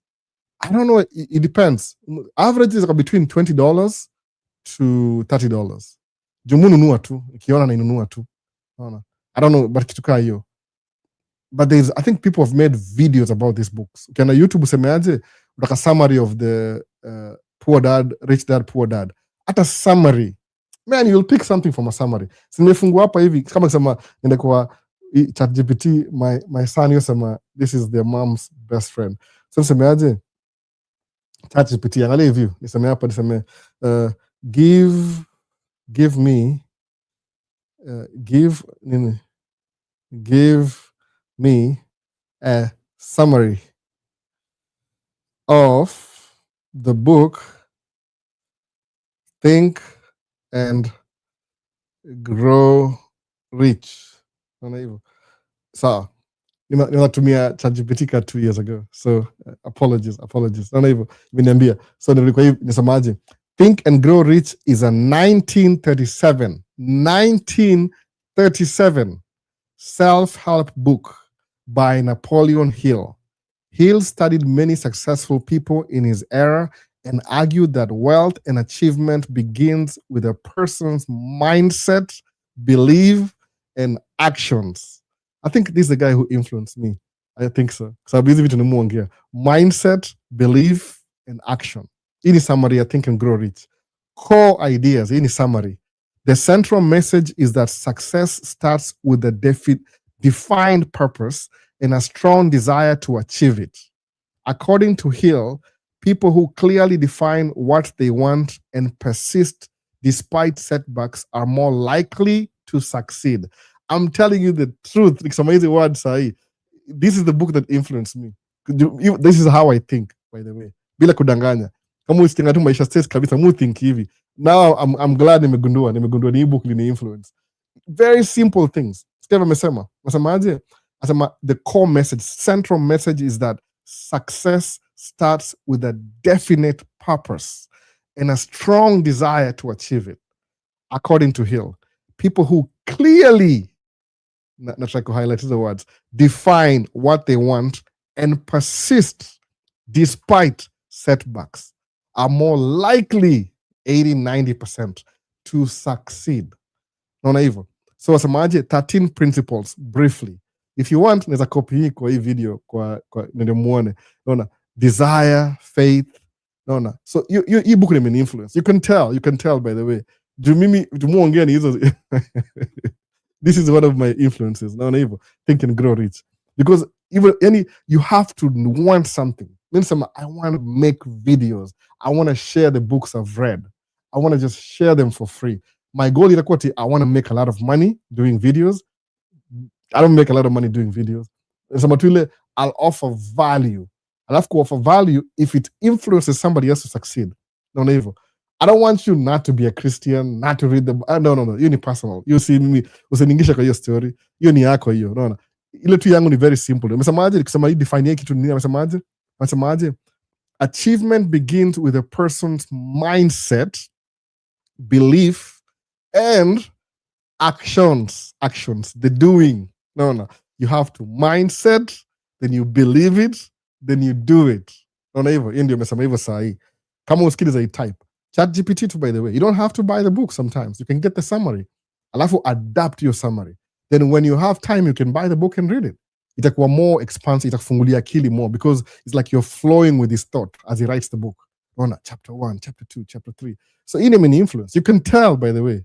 Watu nisikiza for a long time because I read this book. Muongea hizi vitu kila siku. Action, take action. You want something so bad, pursue it relentlessly, no matter what. Pursue it. Hivyo. Ukianda kitu wife samangaji, yesama psychology, yesama mimi muaga sijui nitangaje, nimesahau hiyo jina. I'm not so sure. Nimesahau Cleo niita. Because mu follow, I'm still plane spotting, by the way. Muangalia ma plane zikilanda zikitake off za local everything. Lakini ni ile samaje stand at airport until I buy that camera. Ile camera the best for inaweza zoom in mbali na wapi. Okay, right now I don't have money na focus na business. So I don't want to complicate things right now. Maybe my kids are going back to school. After actually school fees labda ndakuwa na pesa. Maybe.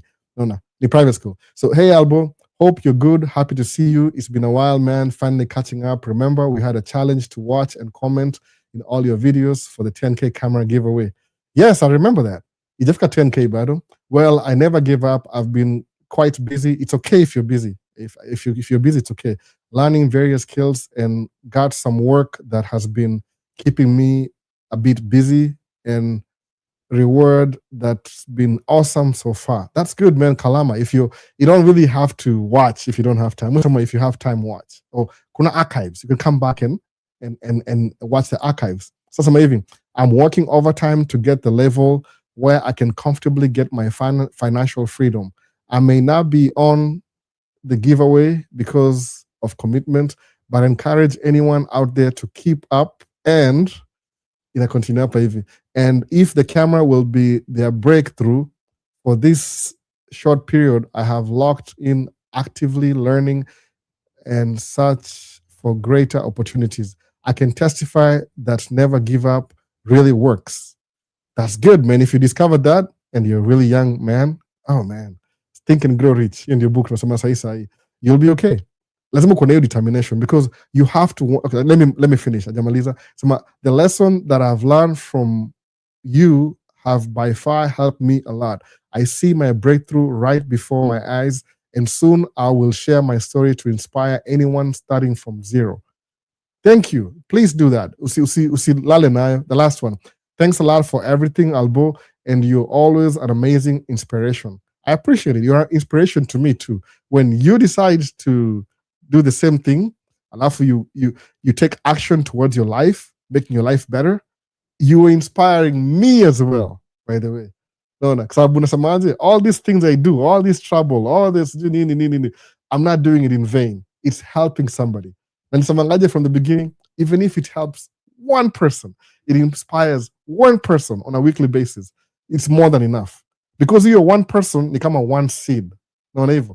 Kalama Tanzana, one person. At Amalzais, whatever he's doing, he'll start sharing his experience. You never know. He might have a greater reach than Mimi. And it's okay. Not evil. Because maybe he's more handsome, he's more charismatic, he's more relatable. Who cares? No. I accept it. So they can't compete. I see competition. One person atakuwa na seed reach more people than Mimi. Good. No. It's for the good of all. We believe in a universal. There's somebody universal. I say it athlete, universe, in solar system, the Milky Way, universal, everywhere. See it, same at the Earth.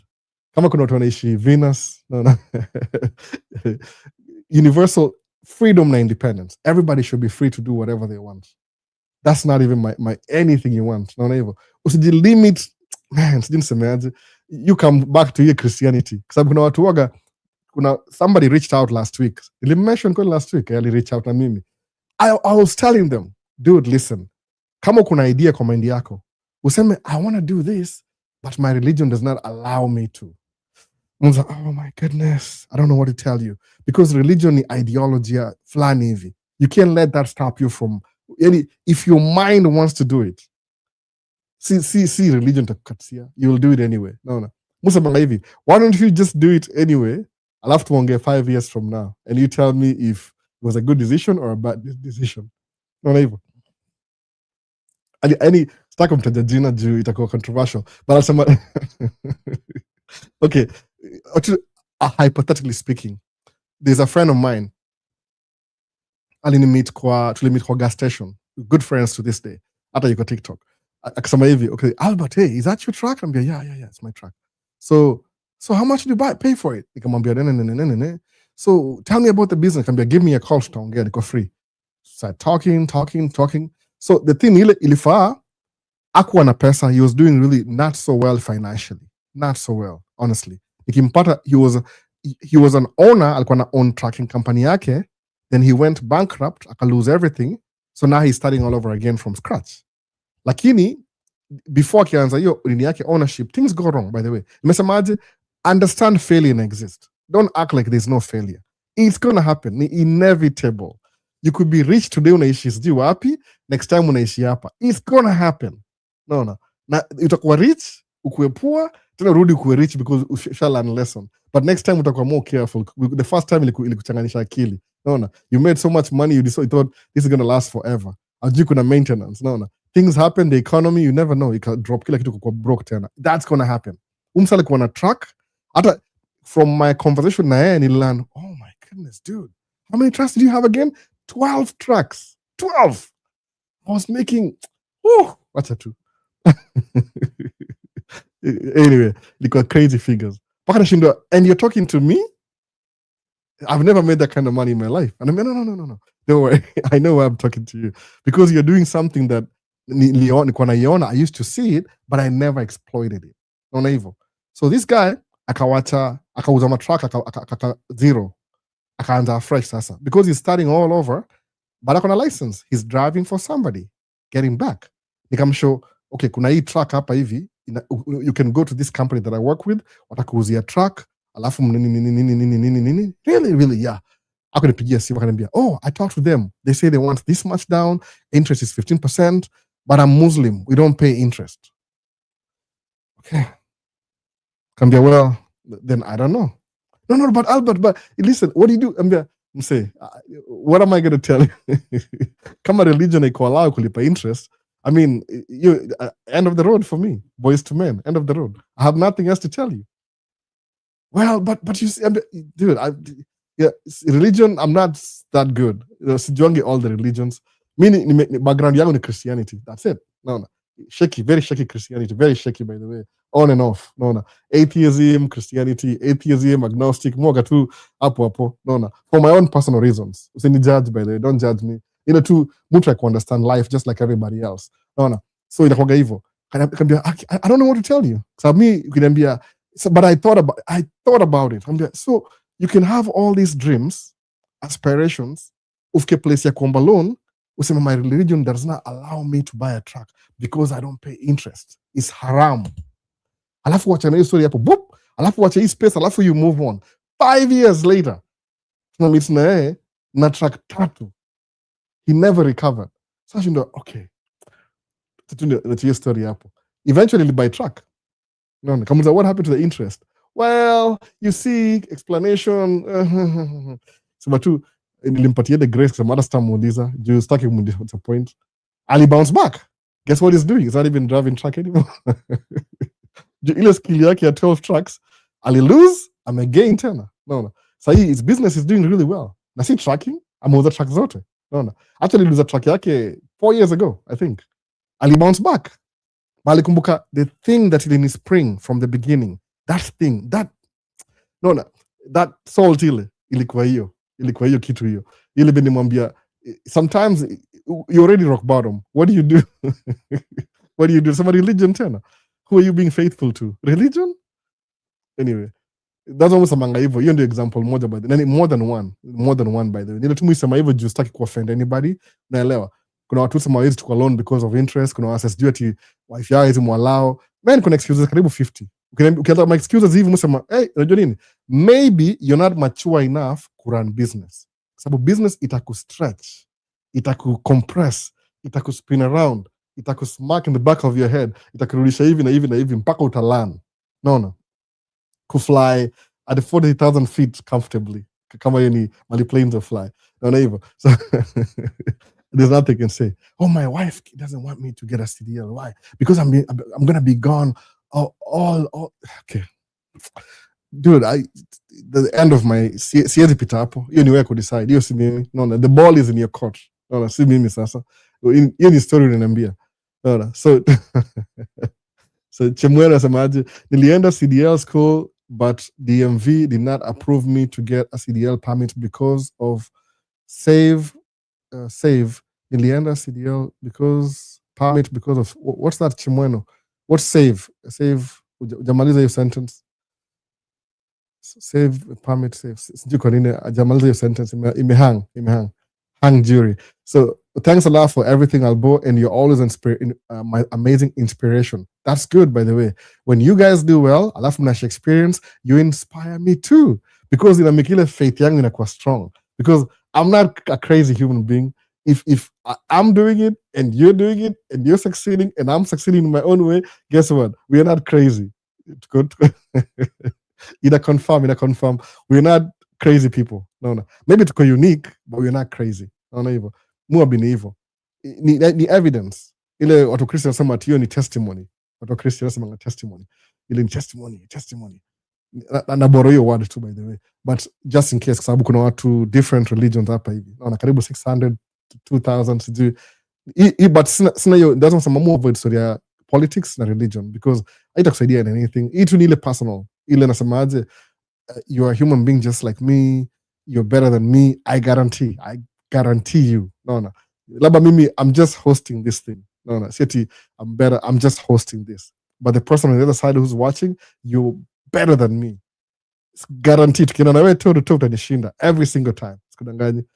Especially if you're younger, uko 20 steps ahead of me because you're younger na nakuexpose kwa hizi vitu sahi. I'm not kidding. Whatever you think you are, niko sijui wapi, niko sijui siwezi buy mayai, I'm telling you, you're 10 times better than mimi. Mi kuna vitu musema, if I knew this 20 years ago, ningekuwa mbali. But guess what? That's just what it is. No. I know them now. It's gonna do before. So my time itaanza sahi. Not hivyo. So ulishinda World Cup pia. World Cup ndio mimi na Argentina. Ni replica. Nikatu ile, I got curious. I'm a really curious human being. Hii hapa naona hii ni World Cup. Si real. Ile tusema, if I'm gonna get a replica, it has to be the same exact size. Naona hivyo. Ale size yake. Unaiona hapa kweli? Hapa. Hii ni exact replica. Okay, hii ni iPhone 13. iPhone 13, 1, 2, and maybe and a half. Size yake ndio hiyo. Okay, so which is the best? What's so familiar? Ni kama 14 inches tall. World Cup. Ni replica, si ukweli. Ni kama tu karatasi. Resin. Naona. But ni replica kabisa. Mpaka iko na hiyo FIFA World Cup. So, nilinunua tu ile jamaze. Niko mbali na microphone. Nilinunua ile kuna replica tu. Curiosity. How does it feel like to hold it? So niko na hiyo replica hapa hivi. It's not real. Ni fake. Replica. Niliwin World Cup. So nilishinda World Cup. So nilienda CDL. Okay, I repeat you bado. Urgently looking for sales rep distributor. Kindly DM if interested. Kuna RISPA hapa ana advertise kama unataka atafuta sales rep na distributor. Kindly DM if you're interested. Anaitwa RISPA. Kama unaona hiyo comment TikTok, follow. Miss mind free advertising. So how is the collection with the airplane model going on? Are you planning to go to flight school? Yeah, actually I am. I'm gonna. One of my friends, I didn't even know that. One of my friends, we've been friends for so long now, 4 or 5 years even. I never knew he's a. I got into. Okay, number one, Evie, he wanted to learn, like, to know how I record my videos. I was teaching him. Then I started plane spotting like last month. Alafu karealize kiongea planes, akaanza kuongea about plane. Kumza, man, you seem like you've been doing this already. No. I'm an aircraft mechanic. Kumza, what are you talking about? And you've never mentioned it? Well, it never came up. So there's a thing kwa airport yake mali nafanya kazi in South St. Paul. Kuna people with they have their own private planes and they offer private lessons for as low as, okay, it's not that low, but it's $100, which is affordable. And you can go there every weekend, pay $100, go 200, whatever, how many hours you want to fly. They have their own planes, private planes. So if I want to, I can learn and get my hours how to fly a plane. Because I should buy a flight simulator. If I'm flying my Boeing 77-300 Kenya Airways from Nairobi to Mombasa on my aircraft simulator, if I crash the planes, it's not real. It's a simulator. So the simulator in future, I'm thinking about it because I was learning these things about flying a plane. So I'm still collecting, but I still have the narrow bodies. Sijaenda kwa easy. They're a little bit more expensive. For the price of kama United, right here. Mtu buy Gemini. So na inakaa hivi United, kama United. Can I open it? Kuna ndege hapa chini, by the way. Kuna ndege hapa. Naona ndio hiyo. Kuna ndege hapa. So inakaa hivyo. For the sake of I collect, hizi plane, muzi collect. Na mingi sana. But the price for a narrow body, kama hii hapa, hii ni Embraer. Price ya hii, for the wide body, it's double the price. So I need a lot of money to buy the double price. Na tangu tuanze hii season, May this year. May tulichelewa kidogo. March ilikuwa dry na mid April.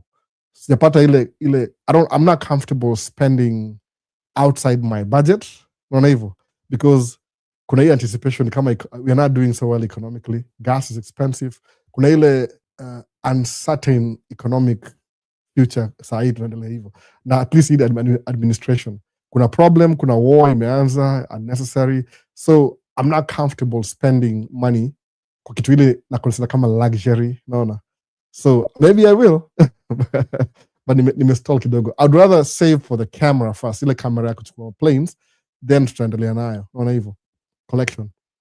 So that's why. So Temba semaje, how is the collection? So that's why I'm stalled. Niko na 1, 2, 3, 4, 5, 6, 7, 8, 16, 17, 18, 19, 20, 21, 22. 22, 24, 25, 26, 27, 28. 29 private jet, 30 collection mingi, si cheap. You 28, 29 hizo ni military, hizo ni yani kuanzia maybe hizo the last 5 the military planes, but so comfortable na military planes sahi. No. So I'm not so comfortable. Kuna war, no. Oh, this is the plane that flies the missiles that go kill people. I stuck your story, sahi. I'm a little bit, I feel some type of way. No. So, but na focus on passenger planes. So by 2 alafu Spirit ilifungwa. Spirit ndio hii hapa. My last Spirit Airlines. Ndio hapa Spirit Airline. Ilifungwa hii kampuni. It died out. So well, good reason Spirit ilifungwa. So I'm gonna get back na wide body. Alafu ndajua once shalipa school fees. School fees is the biggest thing that's kichwa sahi. My wife is paying. I'm not the one paying. Yeah, but lazima niko ile support, moral support. Piaski, ouch. It's a lot of money. No, hivyo. Once the kids go to school, maybe tutabuy ndege kama 1-2 hivi. Unaona? So that's why. How much is roughly per model? Oh man, bwana Madel niambia, don't talk about money on your channel. People just go look it up. Tafuta inaitwa Tembe, tafuta Spirit, ini airline, inaitwa Airbus A321 Neo by Gemini. Scale ni 1 to 200. Go look it up. Usiambie mtu, just nyamaza nayo kwa hivyo. They're not cheap. I'm not kidding. They're not cheap. Over $100. Over $100. So specifically, alafu the more zile ziko scarce, kama zile ziko well sought, hata zinakuwa more money. Inakuwa 200 because people are looking for that particular one. Naona hivyo. So that's why they're not cheap. So kama niko na 30 price range difference, nika pesa mingi sana. Naona 30 times over $100 approximately. It's like 5,000. Hata sijui. But nilibuy kitambo sikuanda sahi. So anyway, I sent you a long message on WhatsApp. Did I read it? Did I reply? If I haven't replied, I'm thinking about what to reply. No. Is it on a flight store? Yeah, kuna nini. There's what do you call it? What do you call this thing? Kuna Las Vegas. This mununua I buy from ATS. Nimesahau. Kuna 2 major stores, ATS. Naona ATS na zinaitwa ATS something. So una buy from ATS, alafu they ship it to you. They ship it to you, by the way. Usijali sana. They ship it to you. ATS, then they ship it to you. Alafu it comes on the mail. Hapo unaenda eBay, eBay alafu you bid for one. Ile kama sasa kuna kama Northwest Airline ilikuwa airplane ya Minnesota, for example. So Northwest company shut down, bankrupt, everything. And since they sold the company to Delta. So if you want a Northwest Airline Boeing 747-300 or 400, I don't think they had 300. Your particular plane, itakuwa eBay. Price yake kawaida maybe ni 250, because ni well sought. Itakuwa 500, double price, because it's a rare airplane. That's right. No. Very rare. So it depends on how much money you pay for it. So right now I'm focused on the camera. I need a camera for that. Ile camera iko na zoom kind of camcorder, alafu iko na ile 0 to kama tuseme 24 to 600, because hii camera yangu ile lens yangu the planes are too fast. They're too fast. Huwezi move from hapa mpaka hapa. So you need ile camera iko na zoom, internal zoom from 24 to 400. Alafu you overheat because in summer it's very hot out there. So I need camcorder specific. I know exactly what I need. Ni kama $3,000 hivi. But because I don't have disposable income, the economy is so uncertain, it's not something I'm looking forward to. No. So musema, let me hold on to the money. No. So hivyo. That's why. So the so long message, kama sijaisoma, maybe naisoma tena. If it's too long, I have to understand what you're saying exactly. Mona. During the week, itakuwa hard to reply. But nasema nile, send another one uniambie, did you check this message ukumbuke? Nakwambia, yes, I read it, but it needed some time. Nikuambie. So VP Albo, long time, locked in though. AJ, VP AJ. Niko poa kabisa. Karibu sana. Nimekuja late leo na bado kuna watu hapa. Nimeshangaa.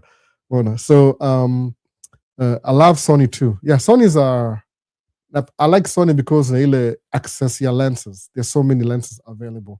Kitu kaa hiyo. Iko na ile range ya lenses iko available ni mingi sana kwa Sony. So to be honest, Sony ni mzuri. Alafu excited to go through your plane collections. I know you get more cool collections, but also the whole idea of plane collection liko hivi. I was supposed to be like, every time I buy a new one, I unbox, I'll have to stage mahali hapa. Naona hivyo. So saible ni kama nilistop. I have never really unboxed any of them. I think maybe one or two. Acha ni pause hiyo kidogo mpaka ni get the right camera. But I still plane spot. I do. Niko na hiyo app yangu kila kitu. Kuna community. You have a big community of people. Naona. So Makozi Kinara, I'm late. Karibu sana. So we usikam huku Albo. Huku hakuna opportunity. Huku ni wapi? Demit, huku ni wapi? Kenya ama? Wapi ndio huku? Huku ni Kenya ama hapa? Nda bring opportunity. Kama na Kenya nda bring opportunity.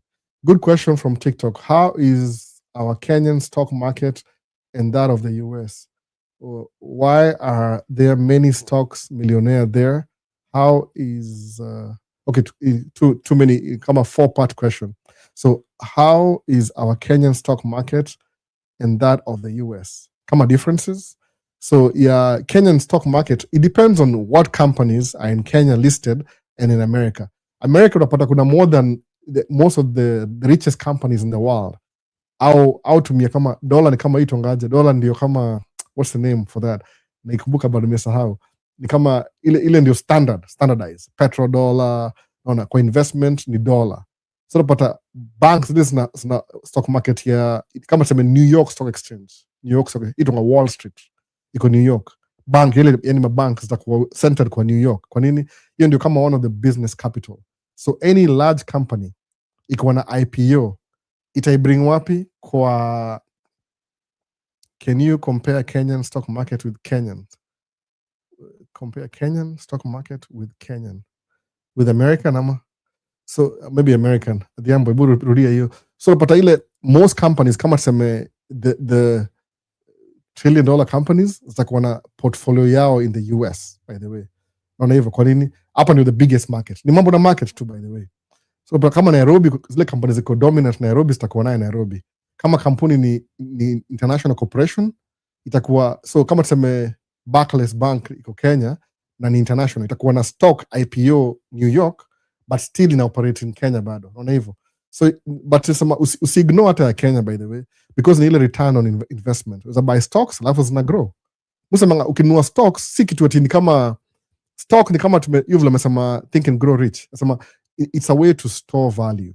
Ukinunua stock, you don't intend kununua alafu ndio uiuze. Si ile itangaje ile watu semangaje ile ya Kenya ile. Kuna hii word moja watu tumia Kenya ile.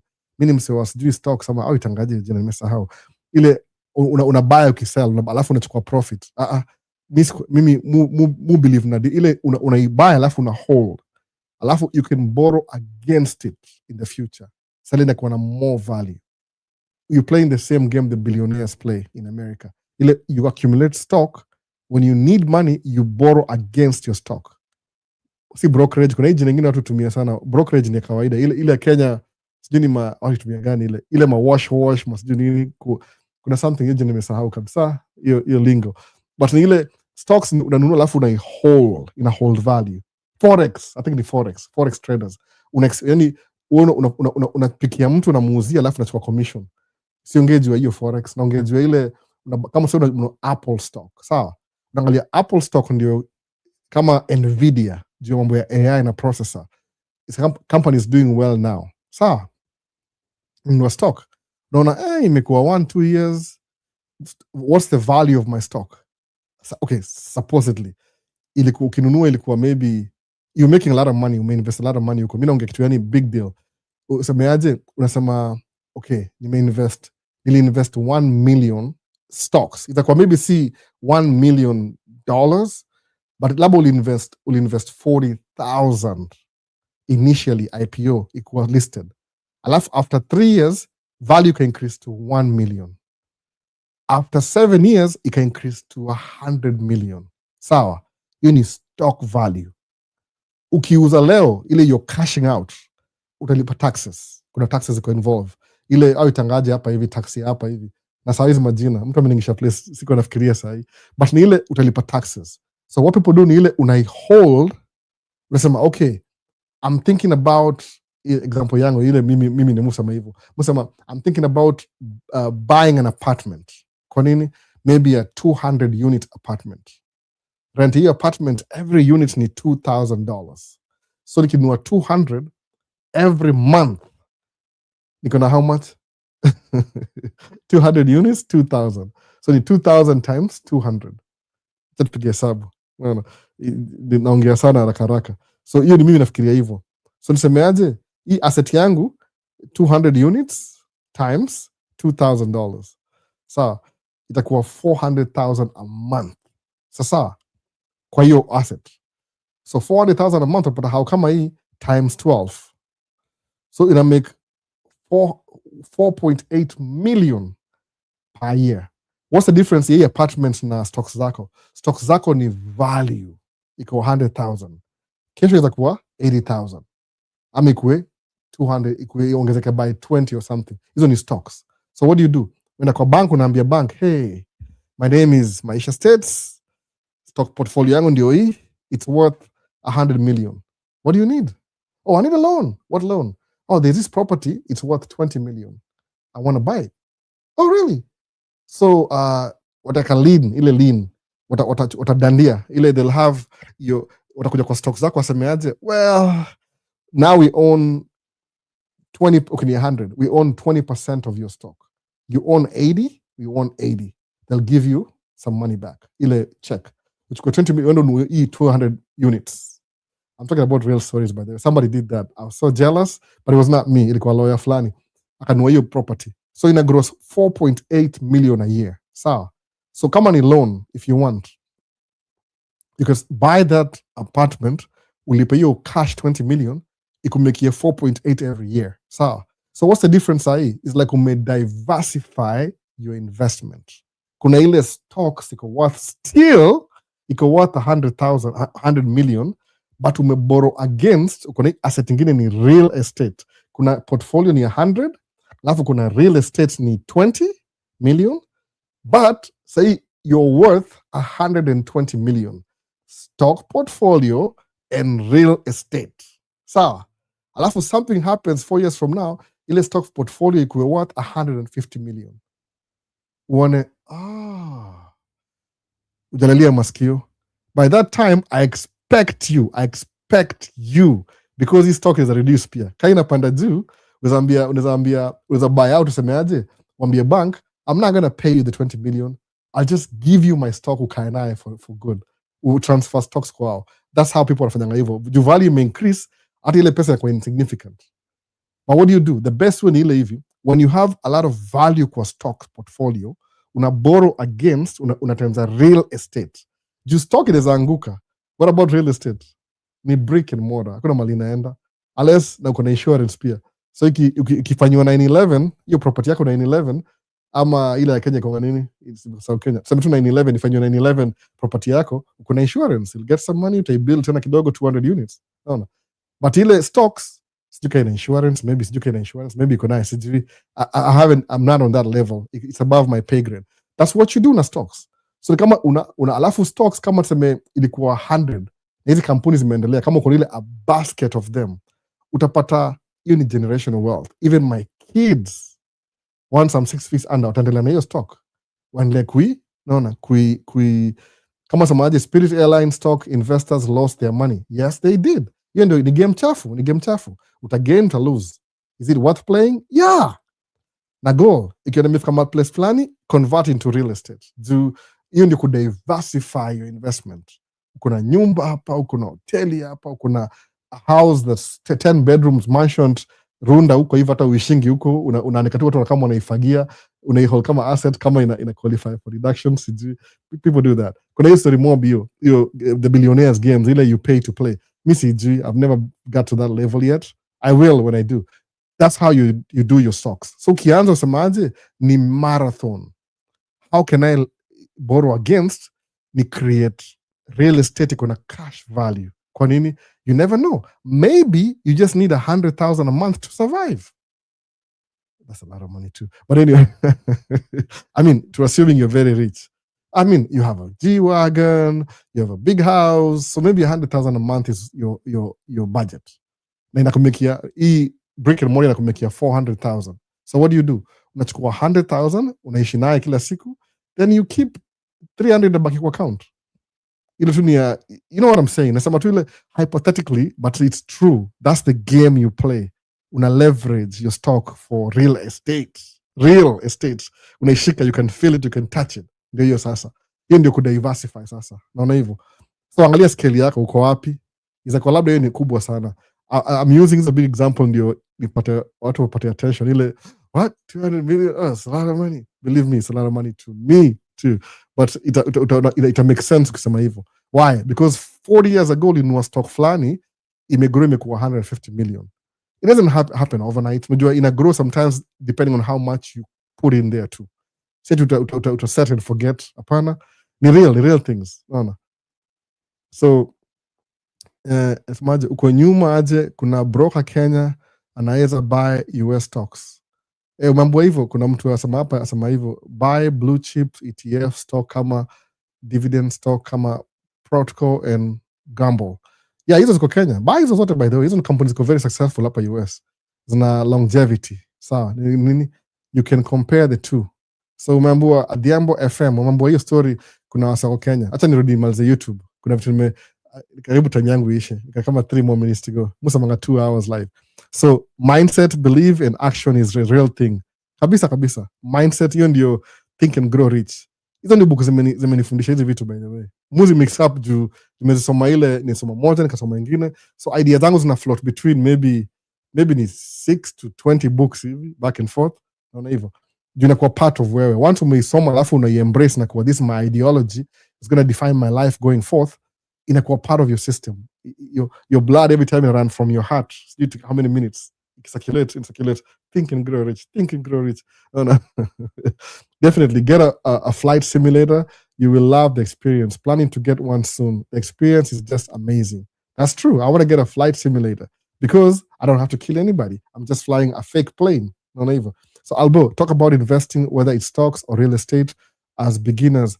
What and how does somebody start with a story towards financial freedom, and what's the requirements? Breakdown, please. Hassan Waisa, kind of nimeansa hiyo, kind of juu hiyo nimeongea sikuwa nimesoma nini yako bado. Ile you will invest more kwa stocks ifika level fulani ile you can actually borrow against create real estate. Do it. Don't even think about it.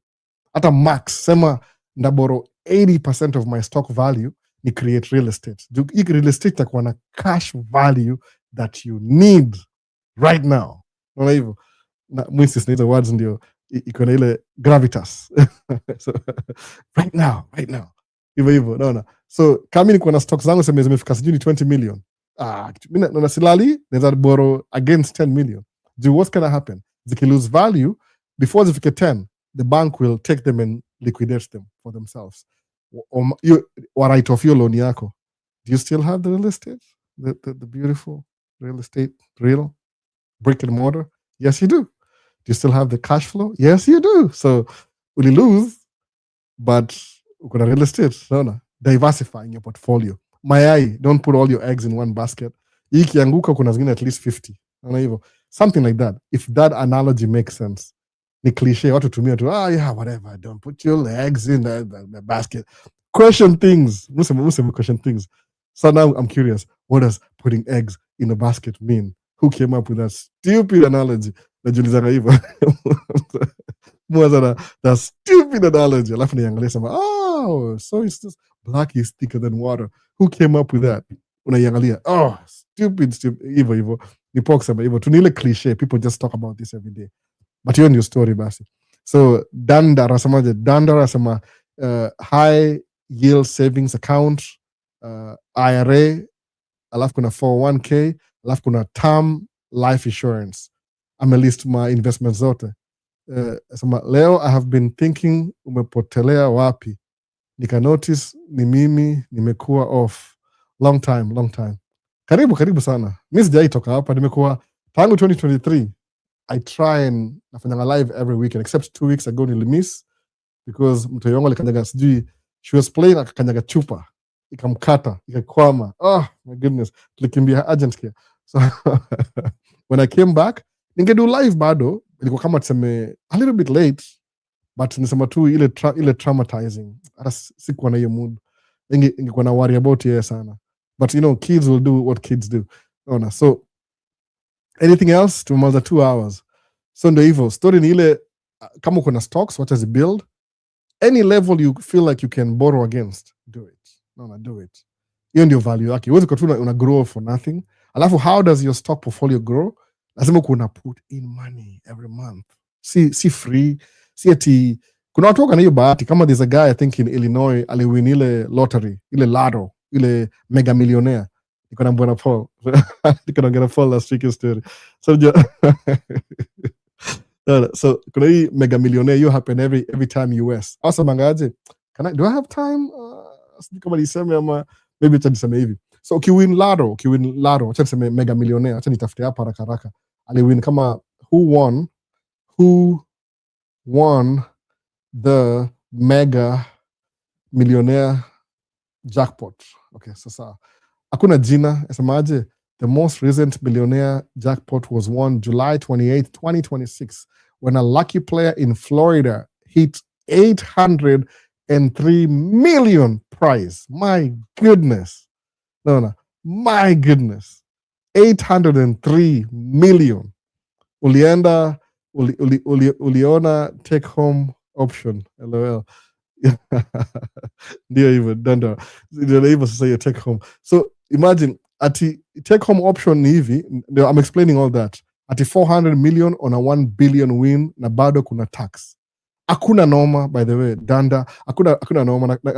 Na jina yako ya TikTok, na jina yako though. Sijali. Ni hivi, ukiwin lottery, maybe ni 1 billion lottery, kuna 2 options. Either utafanya hivi, utaambiwa, mimi na advice sasa leo, ile somebody was talking about it. Okay, tuendelee tu step by step. Karonga na Pauli story. I know a little bit about that, by the way. So see, it's the story. So because this is a life-changing money. Okay, let's be honest. Nimongejua 100 million. If you get 100 million leo, okay, hapo ni mbali. 50 million leo, that's too far. 10 million leo. like your life will never be the same. It's just period. Maybe at a 1 million, who cares? But 400 million? 400 million. 400. 400. Hata kama ni 1 billion. Because uta win 1 billion, take ni 400 million. That's life-changing money, by the way. Life-changing money. It doesn't matter what you do. Life-changing.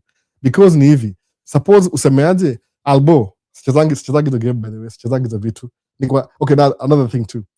I can say that I never used to play the lotto because of religious reasons.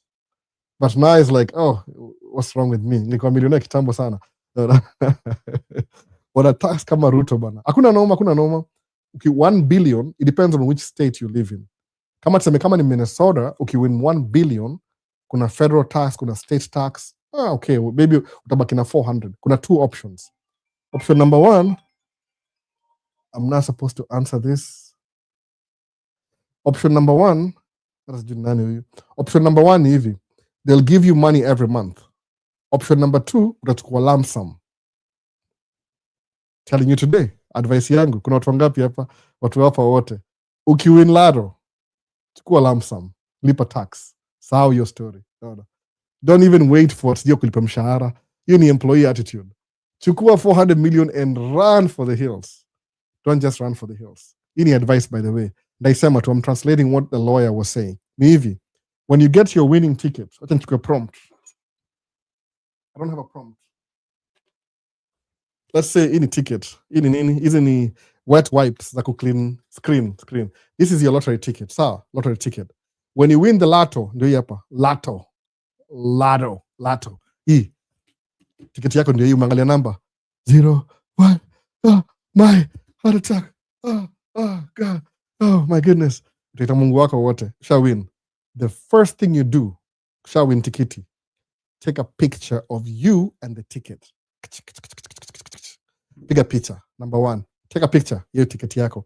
Piga picha. Nimesema nini? Hii ni advice, by the way. Take a picture. Number 1. Number 2, enda kwa bank.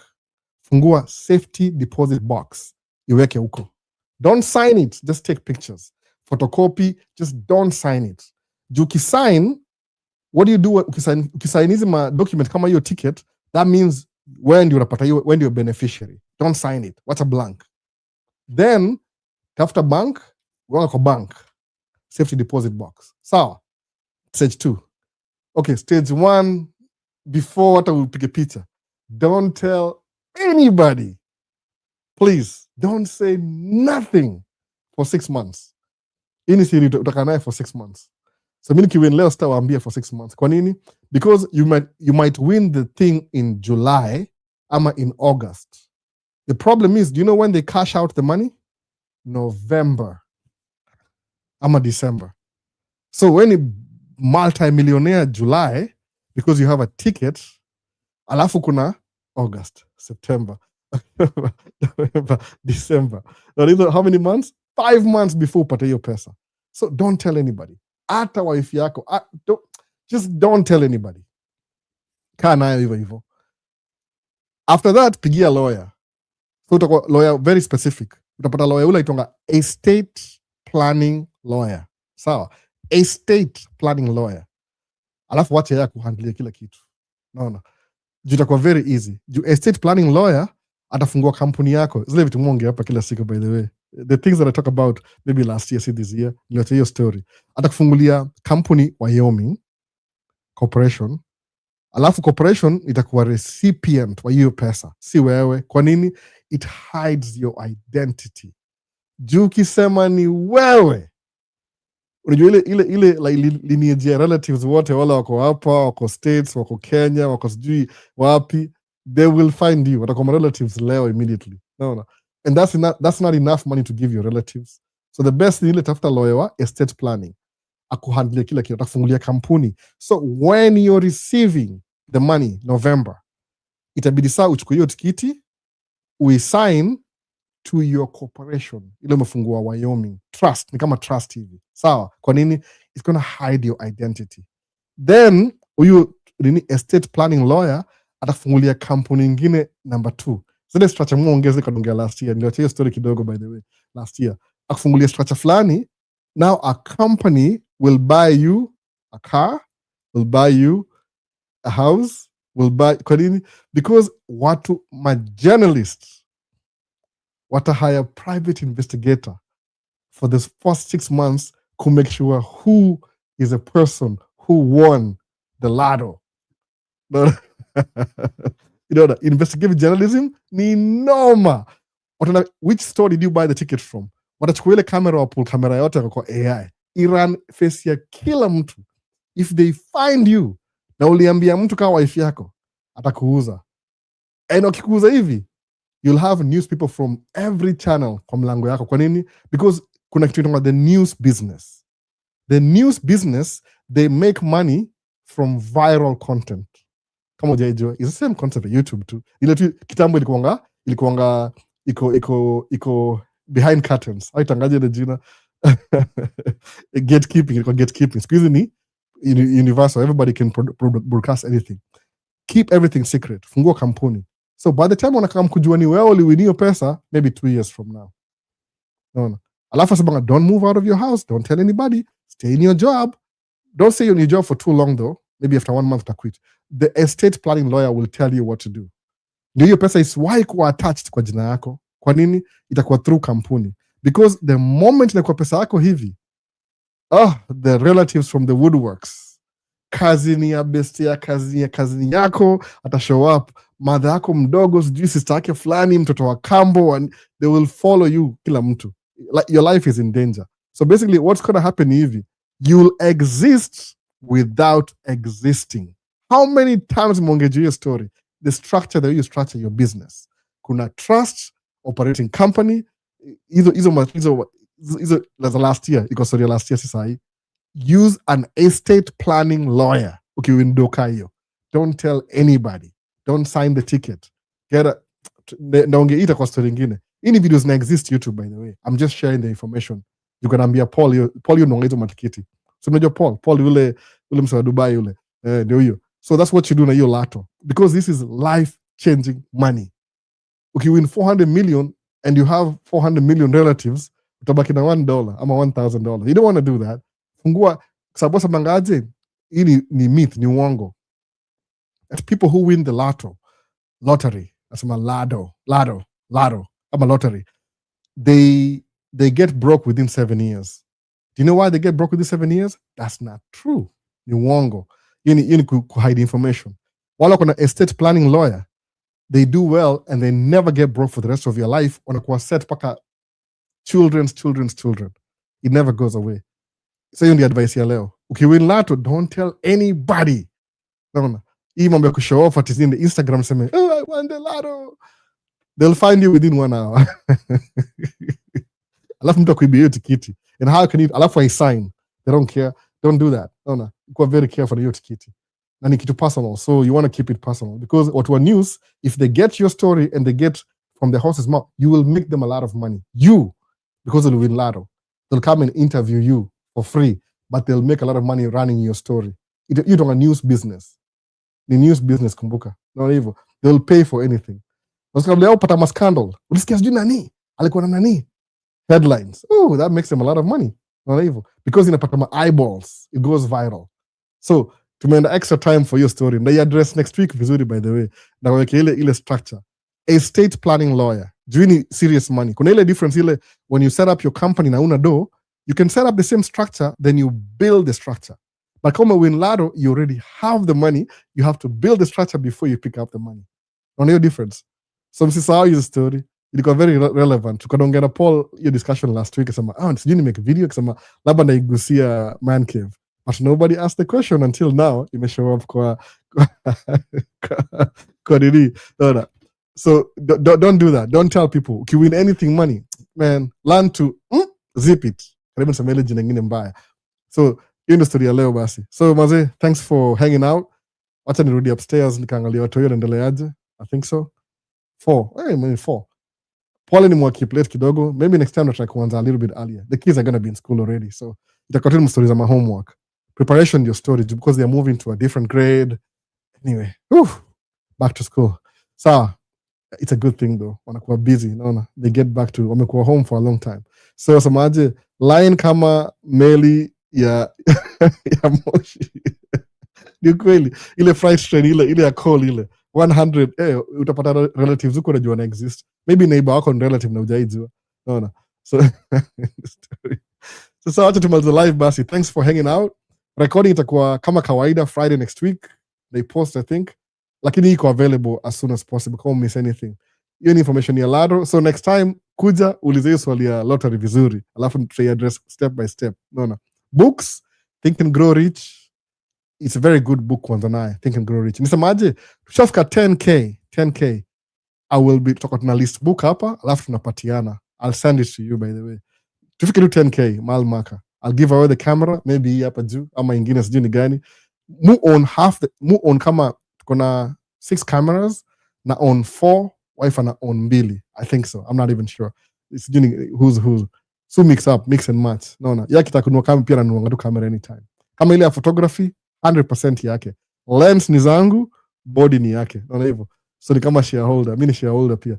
So tunageana camera whichever, hata sitaki kujua ni gani, anything ula na win, tutadiscuss mwambie niko na hii na hii, what do you want, alafu tutapatiana kama 10 prizes, 10k, 1 2 3 4 10.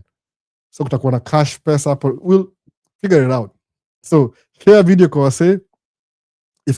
I need 200 subscribers YouTube ifike 10k. Ifika 10k we give out a camera. After the flip side ya hiyo, after 10k YouTube I'll be giving away books. Kama ndanua Think and Grow Rich kadhaa, tunakuwa na event, tunauza swali, ula na win, anatumia address yake na mtumia. Naona, so pia nyinyi mko indoctrinated on how to make money. Not Simba, but this Simbaya. Nimetumia jina strong, indoctrinated. Simbaya, by the way, it's a good thing. I'm indoctrinated mimi. Mu think than I think. Ningetoa wapi hii idea kichwa? What do you think? Ningetoa wapi hii idea mimi peke yangu if it's not from a book? Naona hivyo. So hiyo ndio hiyo bus story basi. Thanks a lot for hanging out once again. So channel ni gani? Inaitwa Maisha States. Kama hiyo TikTok, Maisha States YouTube.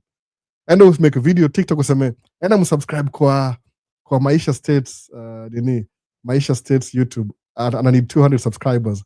Alafu like, comment and subscribe, amesema hivyo. Then ukisha subscribe, ukishafika 200, ule msamedu hiyo job, kuja niambia account yako, nili bring wase 200. Hata wakitoka shauri, to discuss how to do that. Nimechoka kukaa na hii kamera bana. Kamera nimekaa nayo for a long time. It needs to go. No, it needs to get out of here. Mtu akuwe nasa mangelipata hiyo kwa Maisha States. Naona hivyo. Kama ni msee ule wa kamera kando hiyo lens, hiyo tuongee kando. Hiyo ni another conversation kwa WhatsApp. Yes, yeah. Itu ni ile nilisemanga hivyo 2023. Ifika 10k mile marker, I will give away a camera. Nishapatiana vitu before, by the way. Nishapatiana vitu before. People know, they know. Siwezi waambia, wanajua. Ile tu thank you for your effort. There's a guy who used to share my videos everywhere. Nilimpatia mbia, hey, thanks manze for doing that. No. Yeye ndiye ako responsible kwa most of the subscribers kwa hii channel. Alikuwa na share kwa screen mahali. No. Anambia sikuja muone msee. Ilisaidia, no. I get it. The more people in a reach, the better. But si lazima usikuwe kama usiforce vitu. Wacha iko tu natural, generic. Naona hivyo. Si lazima pia. Ni ile tu I really want to give out your camera to the story nyingine 10k mark. No. Iko na less than 200 left. Watu wa TikTok wakiamka leo, itakuwa by leo jioni. Next week tunapatia camera, story inaisha hivyo. Sasa basi, see you in the next one basi. Ndaanza na TikTok, jioni nisumbua. Nasemanga, please don't go. Nasemanga hivi, collect 2 or more diamonds to unlock your new reward. No, end now. Shukran sana, shukran wase. Shukran. Love to come. Oh, kuna one more nini? Kwani wanaweka wa America pia wanaweza tunza siri, ukishinda lottery wife atajua bana. Haijajua. Martin, very slowly. Nyamazana. It's too risky kuambiana. That's the thing, by the way. It's too risky. So it's good to just keep it on the low. Pass by. Usiambiane. For the sake of legal safety, zote hizo. Just nyamaza naye. Sema ni wewe na tikiti yako. I don't know who the lawyer sema don't trust anybody. Sababu siri yoga hivi siri. Hii ni bonus. Watu wa TikTok washatoka. Series. Ni ile mimi nikiwin green card katika Kenya, sikuambia mtu. Kabisa. Wakamkugundua sale na kwa embassy nishachukua visa. Hata hiyo very family pekee kwa najua. Watu walijua nimekam states after nishafika hapa hivi. So for ile hii ni pesa, ni pesa, ni very unsafe na tikiti. If it doesn't have your name, huwezi prove wewe ulinunua. Unaona hivyo. Tuongee story next week though. Sijali mato. So peace. See you in the next one basi. Baadaye.